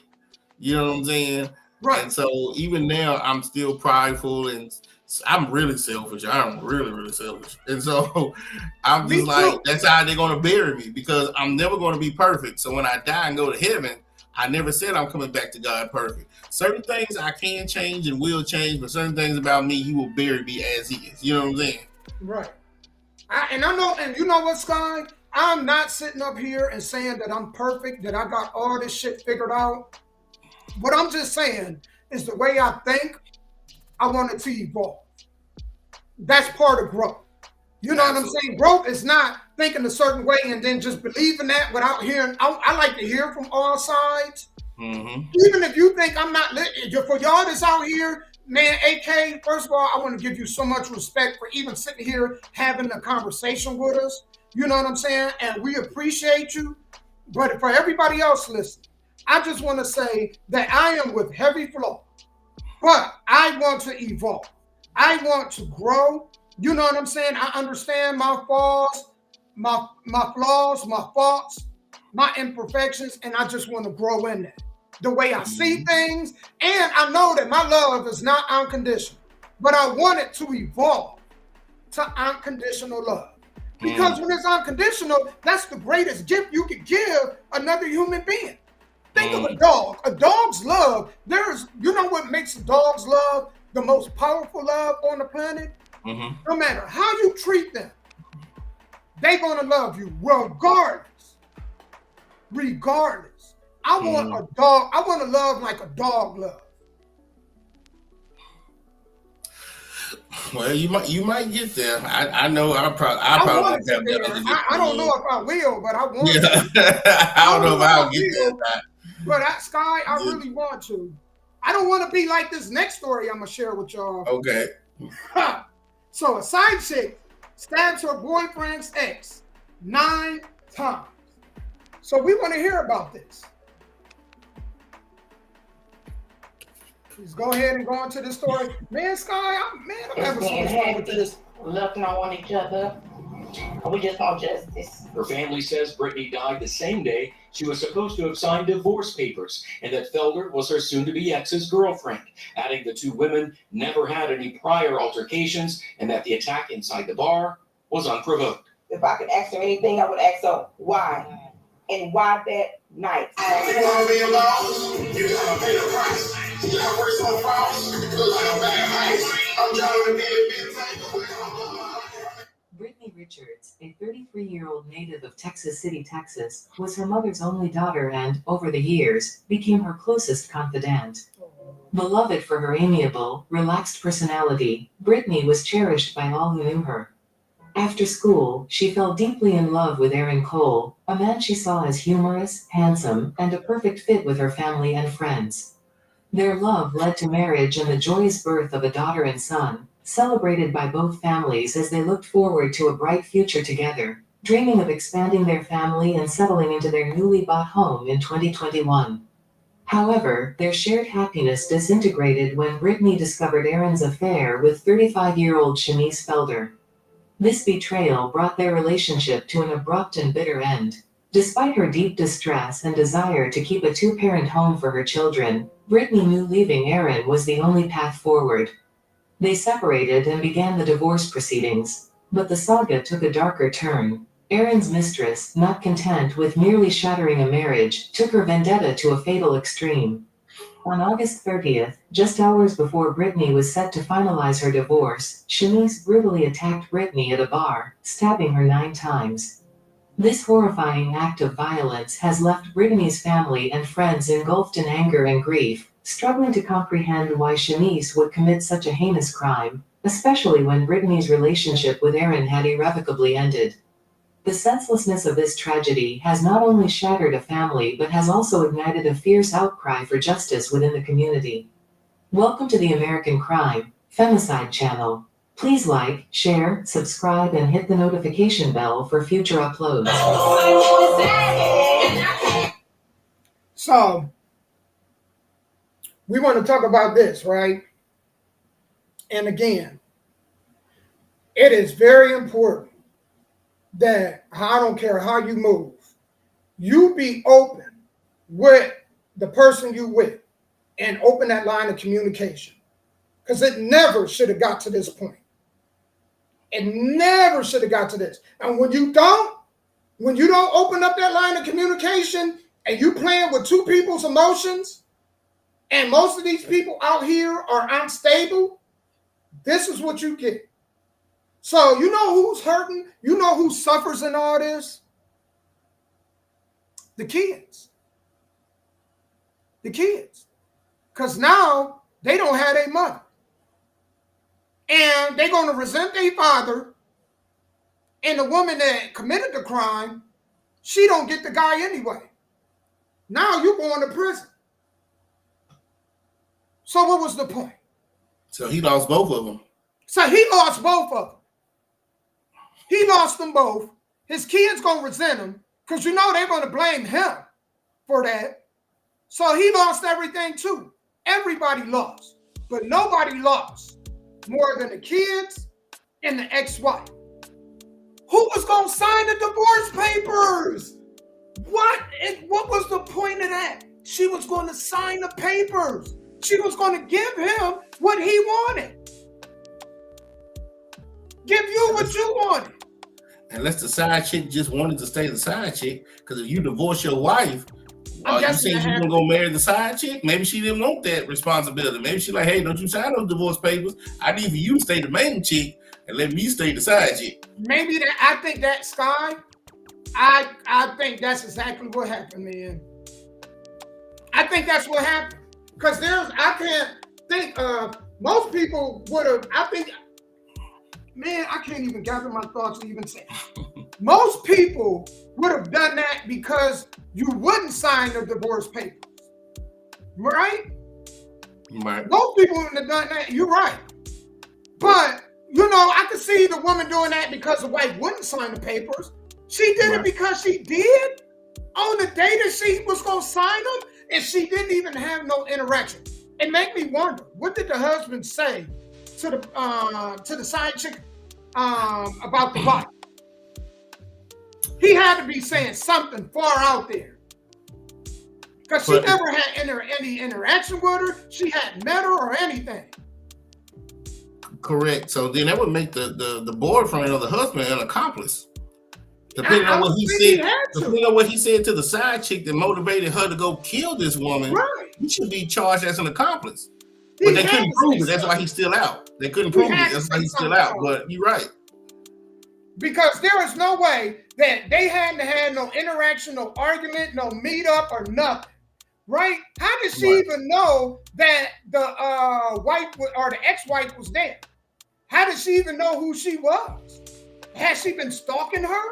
Because if she didn't have no interaction with her before, how did they end up at the same club? Good question. That is a good question. So it's a lot of questions that I got. You know what I'm saying? And that woman's life over with.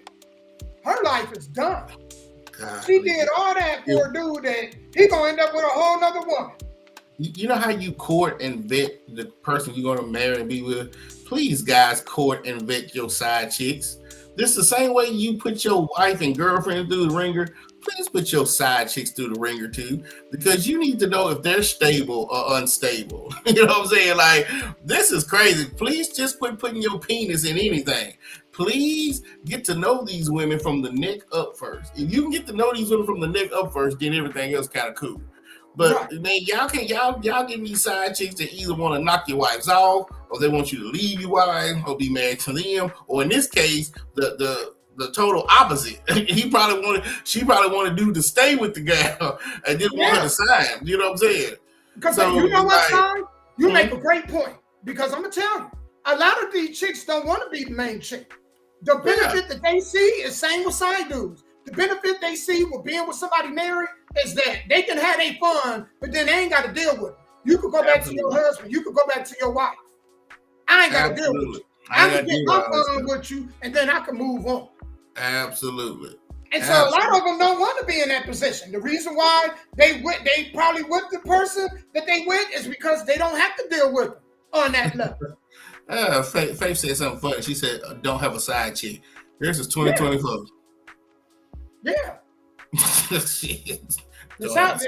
A lot of these women and men, the reason why they have side chicks and side dudes is they purposely go after men and women that are married for that specific reason. Absolutely. They don't have to deal with you. They ain't got to worry about you stalking them. You know why?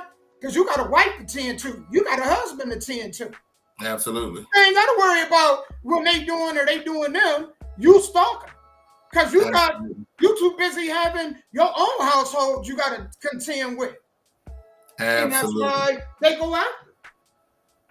You know, everybody has a side somebody.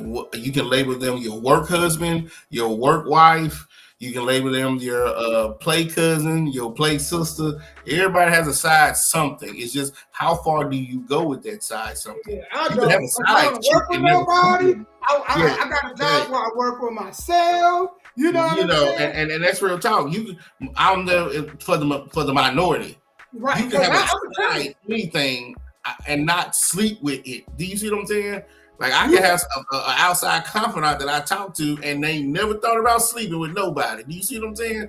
But for the majority of y'all who think with your private parts, it's 2024. You got to be careful of putting yourself. It really comes down to this: you can't put yourself in a compromising position. If you know you got hoish ways, if you know what I'm saying, that you got a little bit small amount of nympho in your ass. Do not put yourself in compromising positions. Don't find yourself alone at work in the office with the opposite sex. Don't find yourself, you know what I'm saying, drunk in the position of the opposite sex. Don't find yourself in the position that something can happen. You know what I'm saying? Because again, we are all imperfect. You know what I'm saying? And it really comes down to just being smart. Being smart. Not putting yourself in a position that gets your ass in trouble. Absolutely. So that's what happened, man. People they find themselves in a position to be like, I don't know what the fuck happened. You put yourself in a position for that to happen. Absolutely. So whether you name it or something, I believe everybody has a side something. Again, you can name it work this, work that, play this, play that, because you need to always have somebody you can talk to outside of the situation. Because if you in the inside of the situation, that's all you see is the inside. So you have a conversation with somebody that you trust who can be unbiased and say, hey, you were wrong or she was wrong, blase, blase, then that's cool. But most people, when they think of side chicks or work husbands or work wives, it always has to be a sexual thing. It doesn't always have to be. But a lot of y'all niggas are just horny and shit, so it turns into a sexual thing. You know what I'm saying? And the chicks too. I'm telling y'all, chicks too. They are fellas. Y'all think, man, just because y'all dicking a female down, or y'all knocking her down, and she telling you, oh, this the greatest. She told the last dude that's the greatest too. You know what I'm saying? So absolutely. I tell y'all, don't be too prideful. Absolutely. And it goes for anybody, and this is just my opinion, Sky Black 101. It goes for any girl that you are with that has had a past, right? If she's not a virgin and she's in the bed with you telling you you're the best, you're the greatest, I've never done this, done that, she's told the last person that too. I guarantee I'll put everything you love on there. Whether she's your ring rat, lot lizard, groupie, holster chaser, wife, if you're not the first, when she was with her last husband, I guarantee you she told her last husband the same shit she telling you now. It's just what it is. Because a man, the old folks told me if you stroke a man's ego, you keep him for life. Do you understand? If you stroke his ego, if you stroke his penis, you keep him for the night. If you stroke his ego, you keep him for life. So when a woman is in a bed with you, if you're not her very first, the same shit she's telling you in the bed with you, she's told other people. Man, let me say this, Faye. It's a friend, right, until it get physical.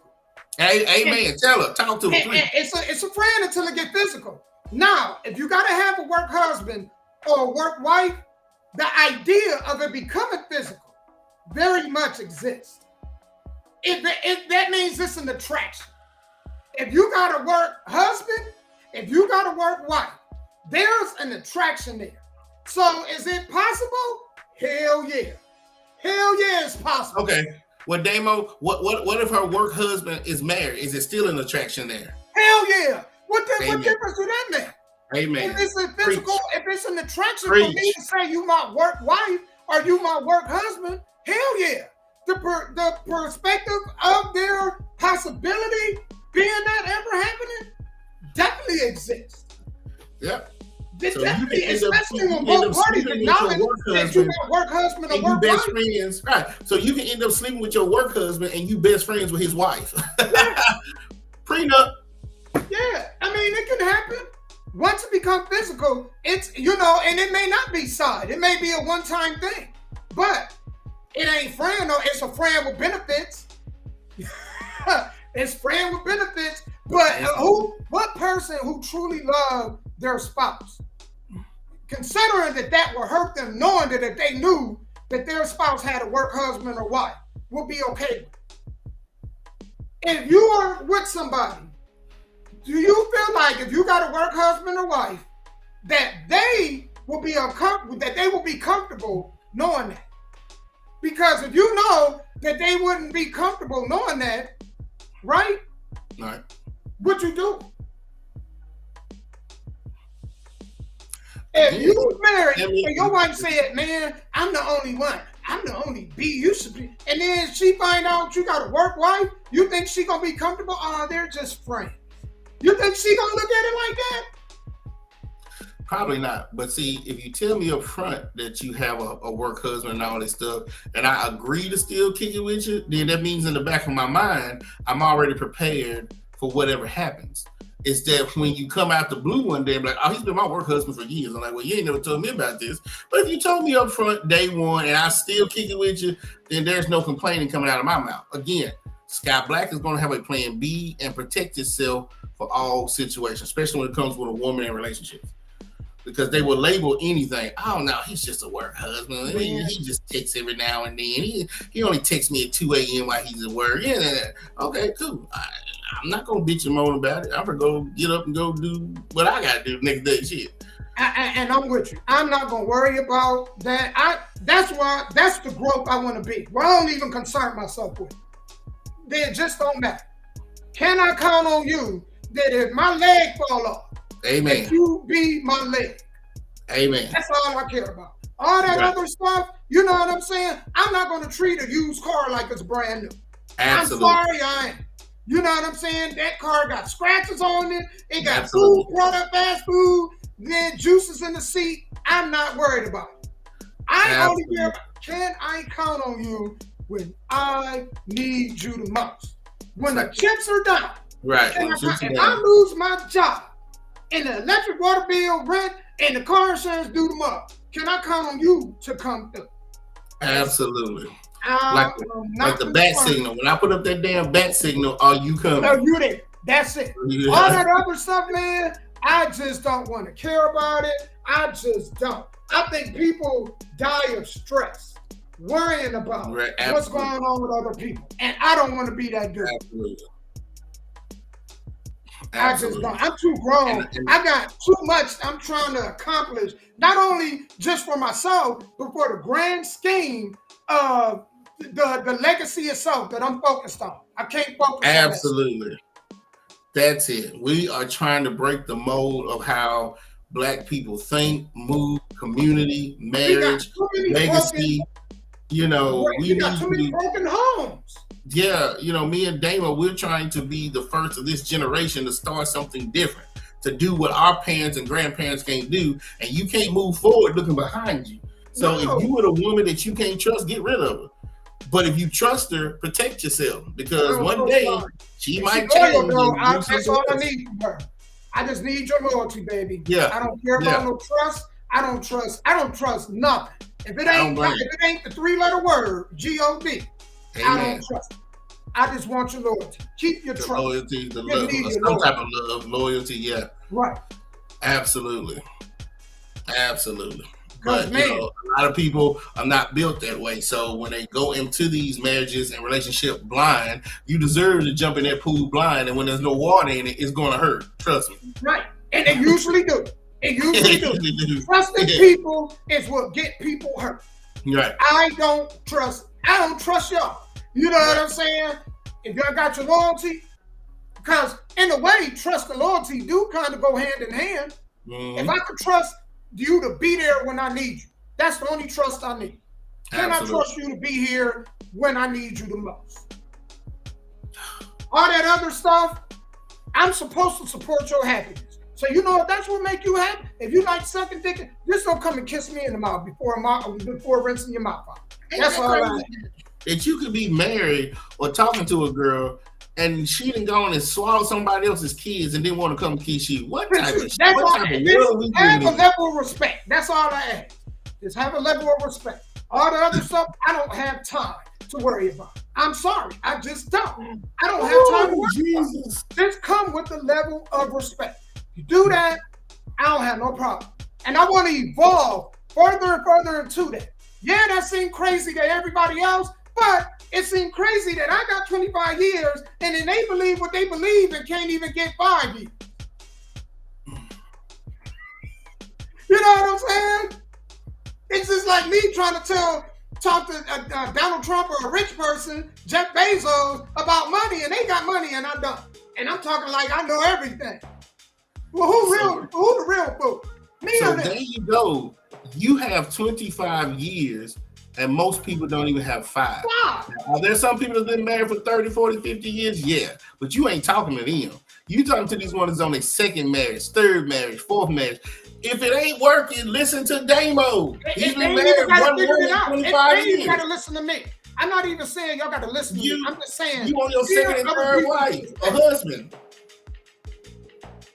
What type of women have we had interactions with? What type of women have you had interactions with, Damo? Open-minded women. Open-minded women. I think the most important characteristic of a female is her selflessness. Her putting others before herself. A lot of these dudes find the wrong women because the women don't even put their kids first. It goes back to what I always say. You'll never hear a lot of women or men saying, I left because my kids weren't happy. It's always about their happiness. So their families are doomed before they even recognize it because it's all about them. It's that selfish part. You see what I'm saying? And most people are looking for escape plans. I ain't never stepped into anything looking for an escape plan. Yes. Do I want insurance? Yes. It's like car insurance. I got car insurance. Do I expect to use it? No. But it's there just in case. But it's not an escape plan. You know what I'm saying? I don't worry about it. You know, I feel like that I'm confident enough that if things go bad, I could pick up the pieces and go elsewhere. Right? I have that much confidence now. And I didn't years ago. But now I look at it and I'm like, you know, these are qualities I look at myself. I'm a good dad. I got a long resume of experience in marriage, which is proof that I can make one work, right? I'm a working person. I'm motivated.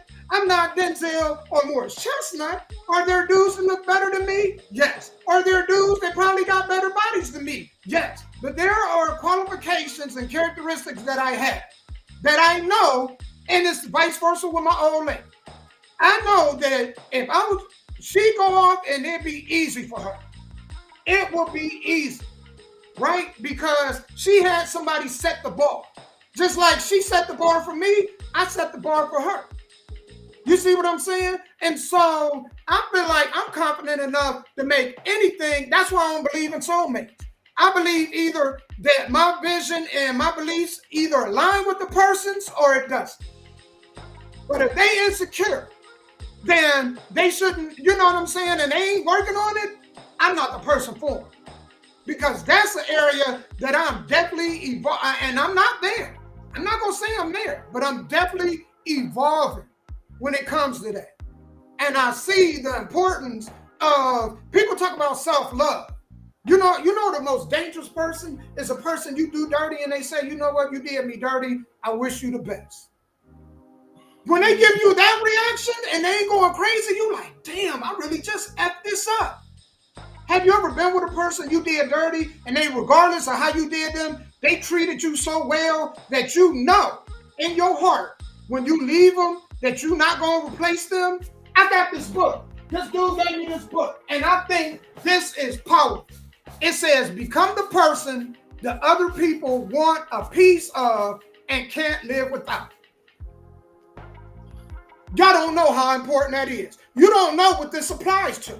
Relationships, work, everything. And I was like, I need to take this and put this in my thoughts, no matter what I'm doing, no matter what it pertains to. become the person that other people want a piece of and can't live without.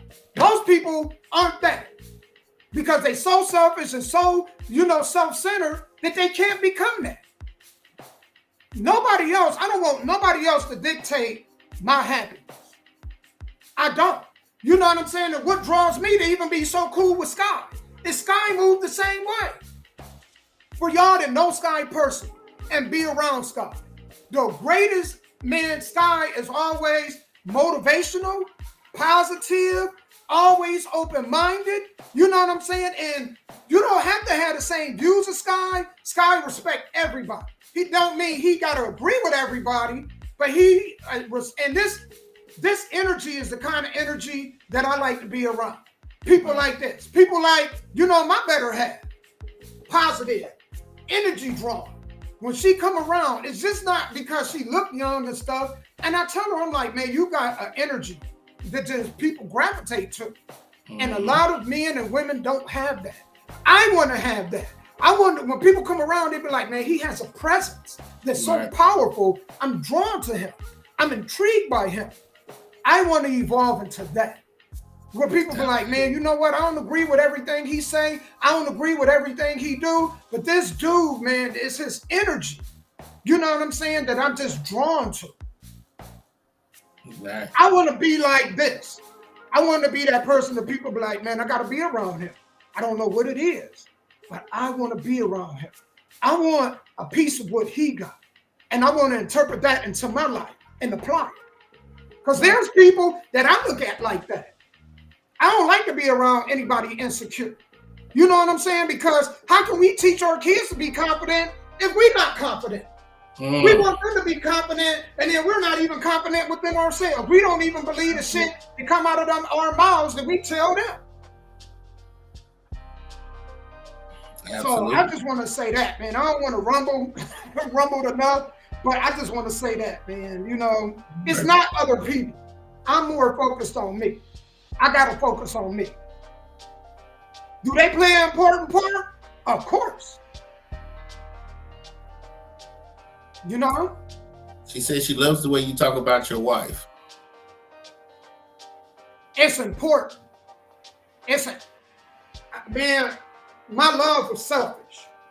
And Faith, I'm telling you, I wanted to evolve.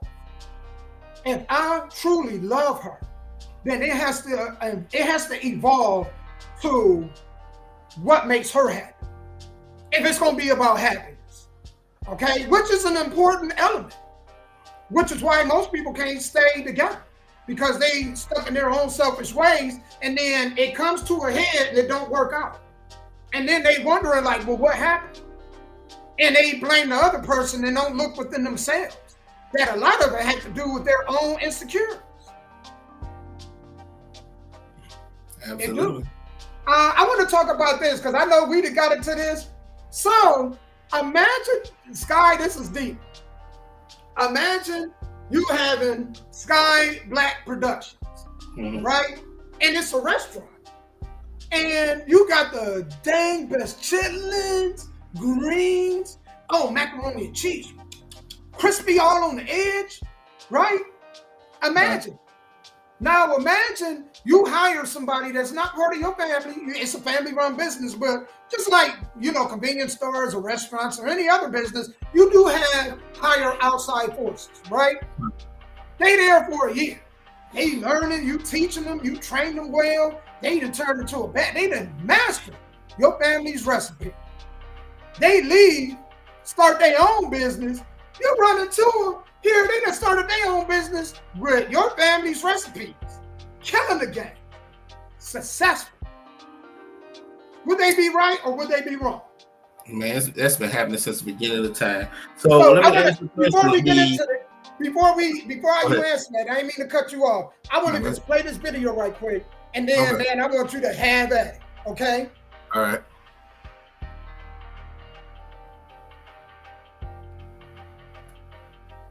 Hold on, y'all. Let me pour this up.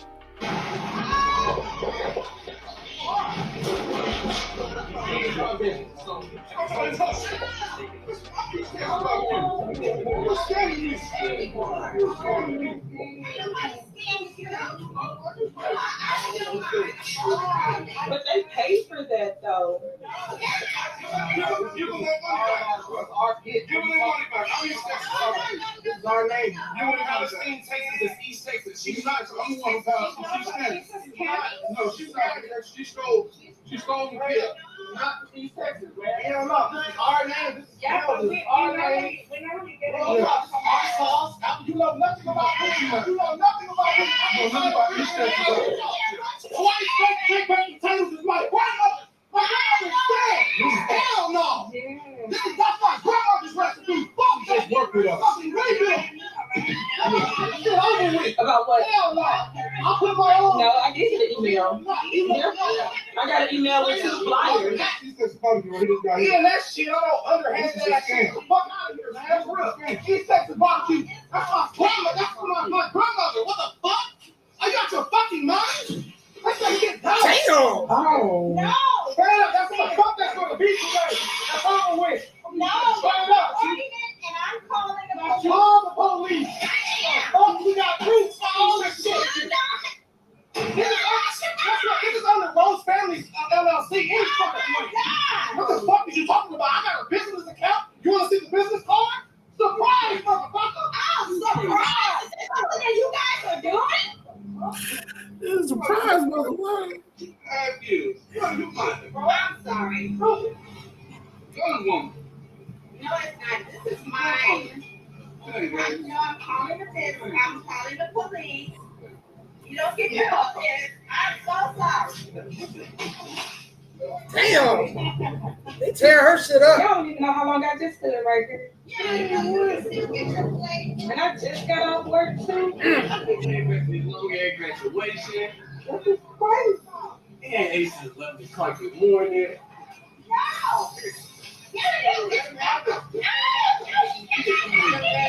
No. Look, I did not pay for this because they just come in here and bully. That's just no. I don't care. No.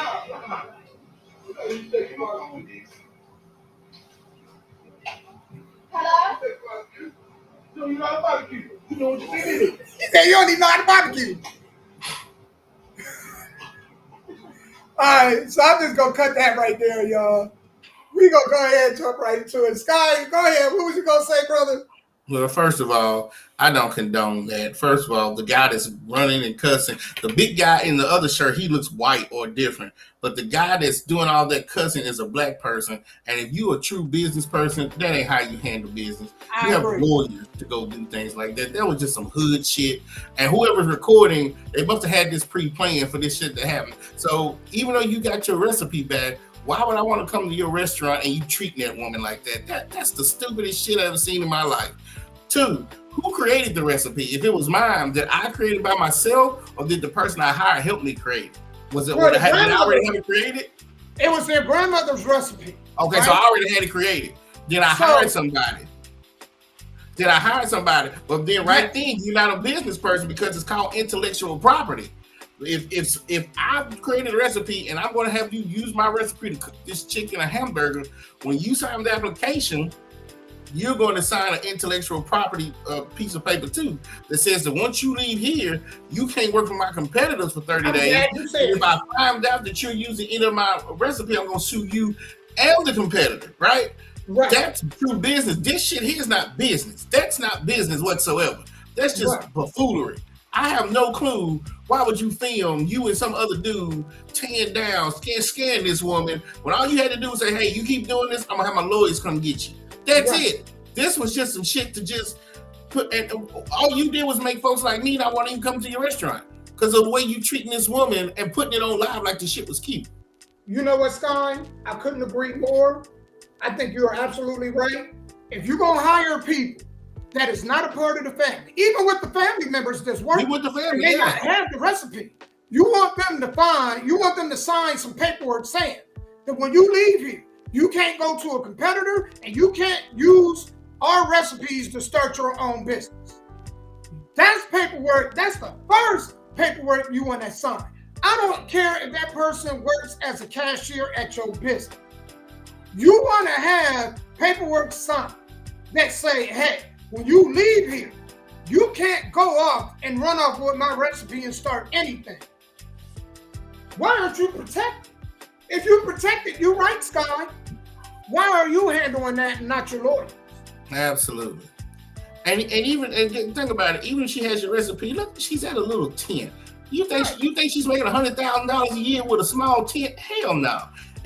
First of all, my lawyer on retainer is gonna cost $2,500 an hour just a retainer, right? So this is why they didn't get a lawyer. This is why they took it the hood route, because they either didn't have the money or don't want to spend the money to go sue somebody that's probably making $100 a week with your recipe. Like, if I'm gonna sue somebody, it better be KFC that I know has millions of dollars for me to go after. If she took my recipe and she didn't sign paperwork, okay, that's just a loss.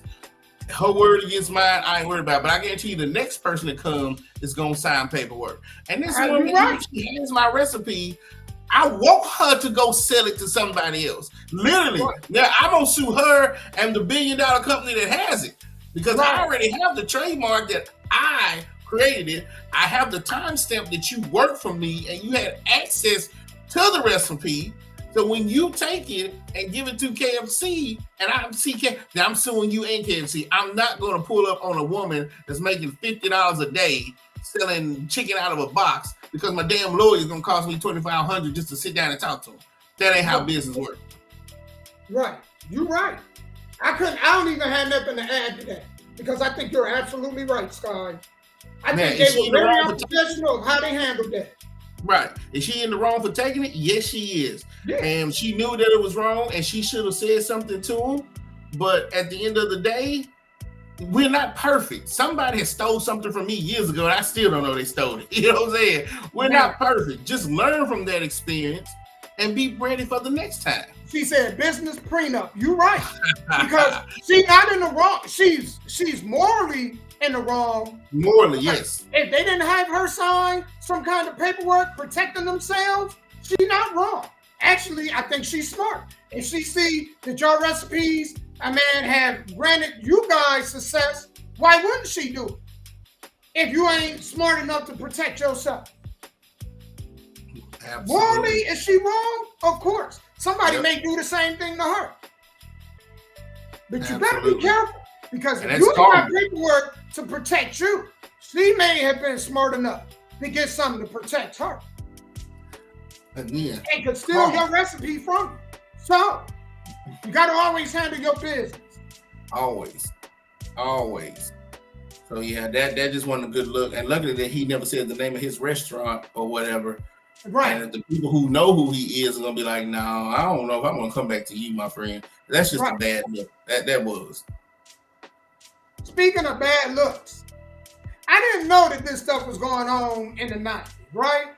But we go check out this video, and I had to go watch the video, and I was like, oh, no. Especially all the stuff we hear about Diddy, all the freak shows, and you know that ain't nothing new. That probably was some stuff that started years ago. Absolutely. You know what? I'm talking about years ago when Biggie was around, and I think it did. So without further ado, let me go ahead and stop the music. Stop the beat. I want y'all to check this out. I was like, damn, I ain't know this. Hold on, let me get all the way to the beginning. Hold on, my friend. The Big Papa video. The lead woman or the lead guy in that is a transgender. Why is the lead person out of all the bad in New York City back then? Even the women in the video. Why was the lead a transgender? Why was there? You remember the scene in the bathroom? Why was there a transgender person in the bathroom with the? Now look at the girl. Go to the scene. When Bus is talking to her at the bar, and Big walk up and move in, and then, or when she say true, stop it right there and look at the knot in her throat. Don't do what we came to do, ain't that right, boy? Damn, that's a big attack. Her name is Shamika. She was from Queens, and she got killed because she was was dating her, didn't know it was a man, and went to ask her and found out she was a man, and he's in jail. You go and you look. So basically, they saying, I know some ladies that tonight should be having my baby. The video is on my page. So if you guys are friends with me on Facebook, I'm going to tag Sky in it. But when they showed the Adam apple, when it said true, that Adam's apple popped up, man. Let me see. That Adam's apple was like this. It popped out of there, man. You know what I'm saying? Did he just indict himself and Puffy? Did he just say what I thought he just said on video? You know, there's no statute of limitations to murder, right? Did he just say that he had that girl murdered when he found out? No, he didn't say he had her. He didn't say he had her murdered. He said that later on that she was dating somebody that ended up having a sexual encounter with him and found out that he was a man and murdered. Gotcha. Okay. So the transgender, he said her name, whatever, start with an S. But he said she was dating somebody, she/he/ whatever you want to say. I'm confused now. But it was dating somebody and found out it was not what it was thought to be, and then it was unallowed, basically. But in the video, and I got to go back, they saying that the video was standing in the bathroom, standing up with the rest of the men peeing. So I got to go watch this. I got to go back, man, because you know, when we was young, we wasn't looking for, this stuff wasn't something that we just looked for particularly when we were watching music videos back then. Right. But, man, looking at it now, I'm like, man, dude, that Adam's apple Sky, I'm jealous, because I don't even have an Adam's apple, man. I don't even have an Adam's apple. Ain't big. But the real question is, why all of a sudden 20, 30 years later they bringing this up? Like, man, because all that stuff with Diddy came out. The girl is dead, Biggie's dead, that video is 30 years old. What are we getting out of this? Diddy, everything in Diddy's past is coming to light. And you know what's worse? Was Busta Rhymes was in that video. Damn, I don't remember. Shit. Yeah. I got to watch, man, hold on, man. I got to watch this video because I am just like, man. Hold on. Not that video. Hold on. What's the name of that song? Call Me Big Papa, right? Let me see. Man, that nigga got quiet because I'm intrigued now. Yeah, that's what it is. Let me see. Let me see this video. Let me see, because I'm just like, no, not Biggie. Not Biggie having. I got to see this video, y'all. I don't know if I got to cover it, because I don't know if I'm going to get flagged for showing this video. But I just want to skip some parts, and I want to see. I want to see the club scene and I got to see the bathroom scene.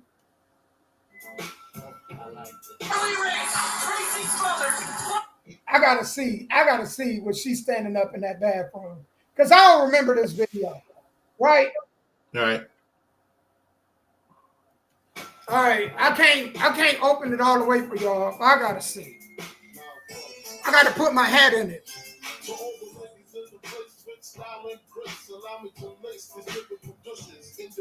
Man.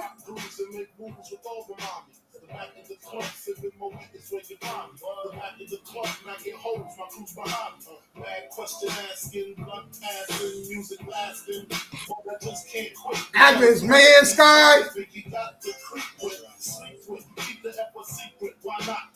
Yeah, them shoulders are showing up.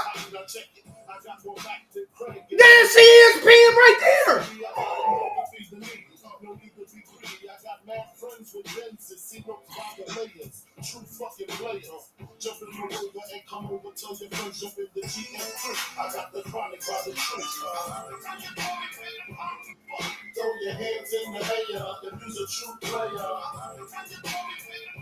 Oh, there you go, right.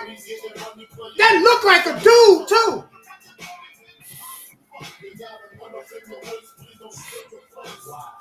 All right, I turn that off, man. I can't do it.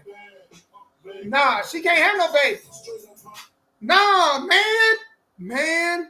All right, I'm moving off of that. That's scary. That's scary. Oh shit. It don't matter now, but damn, man, I'm just, babe, I'm just shocked. I know that's a thing more frequent now, but I just didn't expect it. I think I'm just surprised because it's stuff that went over our head. A lot of things when we were young, we weren't paying attention to that kind of stuff. So I think I'm just more shell shocked. You're right. It doesn't matter now. It already happened. But I just think it's just more still of a culture shock that they were putting that in front of our faces even back then. We know they pushing it now. It's no secret. They're not even hiding. But the fact that they were even promoting it back then is still a shock to me. Even though we know it existed, just the fact that they just kind of was pushing it and we weren't paying attention. I know. Ain't that crazy? And that's the crazy part to me. Absolutely. Absolutely. Because right now, I think you expect it. Back then, we didn't really expect that in our music video. So is it a shock right now? No. Watching the video back then, it's a shock? Yeah, that's a shock. It would be like a video coming in the 1950s with Marvin Gaye, and then you're like, man, that really wasn't a woman, that was a man. In the Marvin Gaye video? You know what I'm saying? That's a shock. Yeah. Does it matter? No. But you still just be like, in the Marvin Gaye video? Right. You know what? They could have played me that video 100 times 30 years ago. Never even known it. Never known it. Well, bless her heart, she lost her life not being honest with somebody. So I'm sorry to hear that. Yeah. My God. Yeah, tough thing. Man, I want to say this, man, because we about to pretty much end this show, man. I had so much fun today. Faith, AK, Malfunction, everybody else that interacted with us, man. We glad you guys are here in and out. This show wasn't even my old lady, man. I'm about to say she interacted too. Thank y'all. I just want to say this. We appreciate you guys interacting week in Absolutely. and week out. All right.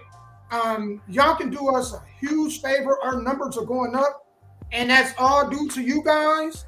Yes, me and Sky are hosting this, but this is not possible without you guys. So if y'all can do us a huge favor, if y'all can share this with y'all people, man. If you are entertained by it, man, man, kind of help us promote it. Say, hey, man, this is a pretty entertaining podcast. I think you guys need to, listen to. I'm entertained by it. You may be also. Share it. We appreciate it. We thank you guys. My birthday is in less than 3 weeks, okay? Amen. So, you know what I'm saying? Any donations that y'all can go ahead and give me. If y'all want to give me some birthday money, I appreciate it. I don't care if it's $1.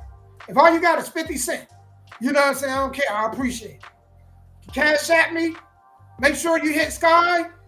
Cash App Sky, artists, or people who have any kind of business. We would love to promote your business on our podcast. Correct. We will work with any budget that you have. We understand that inflation is hurting everybody. And when I say inflation, $8 orange juice, trust me, I know inflation is hurting all of us. We all have a budget, and we got to stick to that budget. So whatever your budget is, we are willing to work with you. Reach out to Sky, reach out to myself. If you're an artist, we would love to play your music during the podcast to help promote you. And we will promote you throughout, let people know where they can find your music. So reach out to us. But I'm just going to leave with this, and I'm going to let Sky finish off the show. The only thing guaranteed in life is death. So do not over worry about things you don't have control of. Only focus on the things that you can. All right? Absolutely. I'm going to say, God bless y'all. I love y'all. I appreciate y'all. And Sky, man, I'm going to go ahead, brother, and let you go ahead and close this thing out. Well, again, thanks. Like he said, thanks for everybody who interact. Please like, share, subscribe. Don't forget, in a few hours, 4 hours, 5 hours from now, the D-Bling radio show, 7 p.m. to 9 p.m. and then 9 p.m. to 11 p.m. for the replay. And so, hey, we'll be ready for next Tuesday, right? Next Tuesday topics, right? Man, sure will, man. And we be a little bit closer to my birthday. Hopefully, I get my suit. I got a suit, man. I can't wait to show y'all how I'm clean up. Let me run my clean up, y'all. Hey, That's what's up. also, I want to say this. I want to thank my people on Bigo. Thank you guys for tuning in, man. I appreciate all the new friend requests, everybody that interacted. Thank you guys. YouTube, Facebook. Appreciate y'all. We out till next Tuesday. Peace, everybody. Don't forget to share this. All right, we out.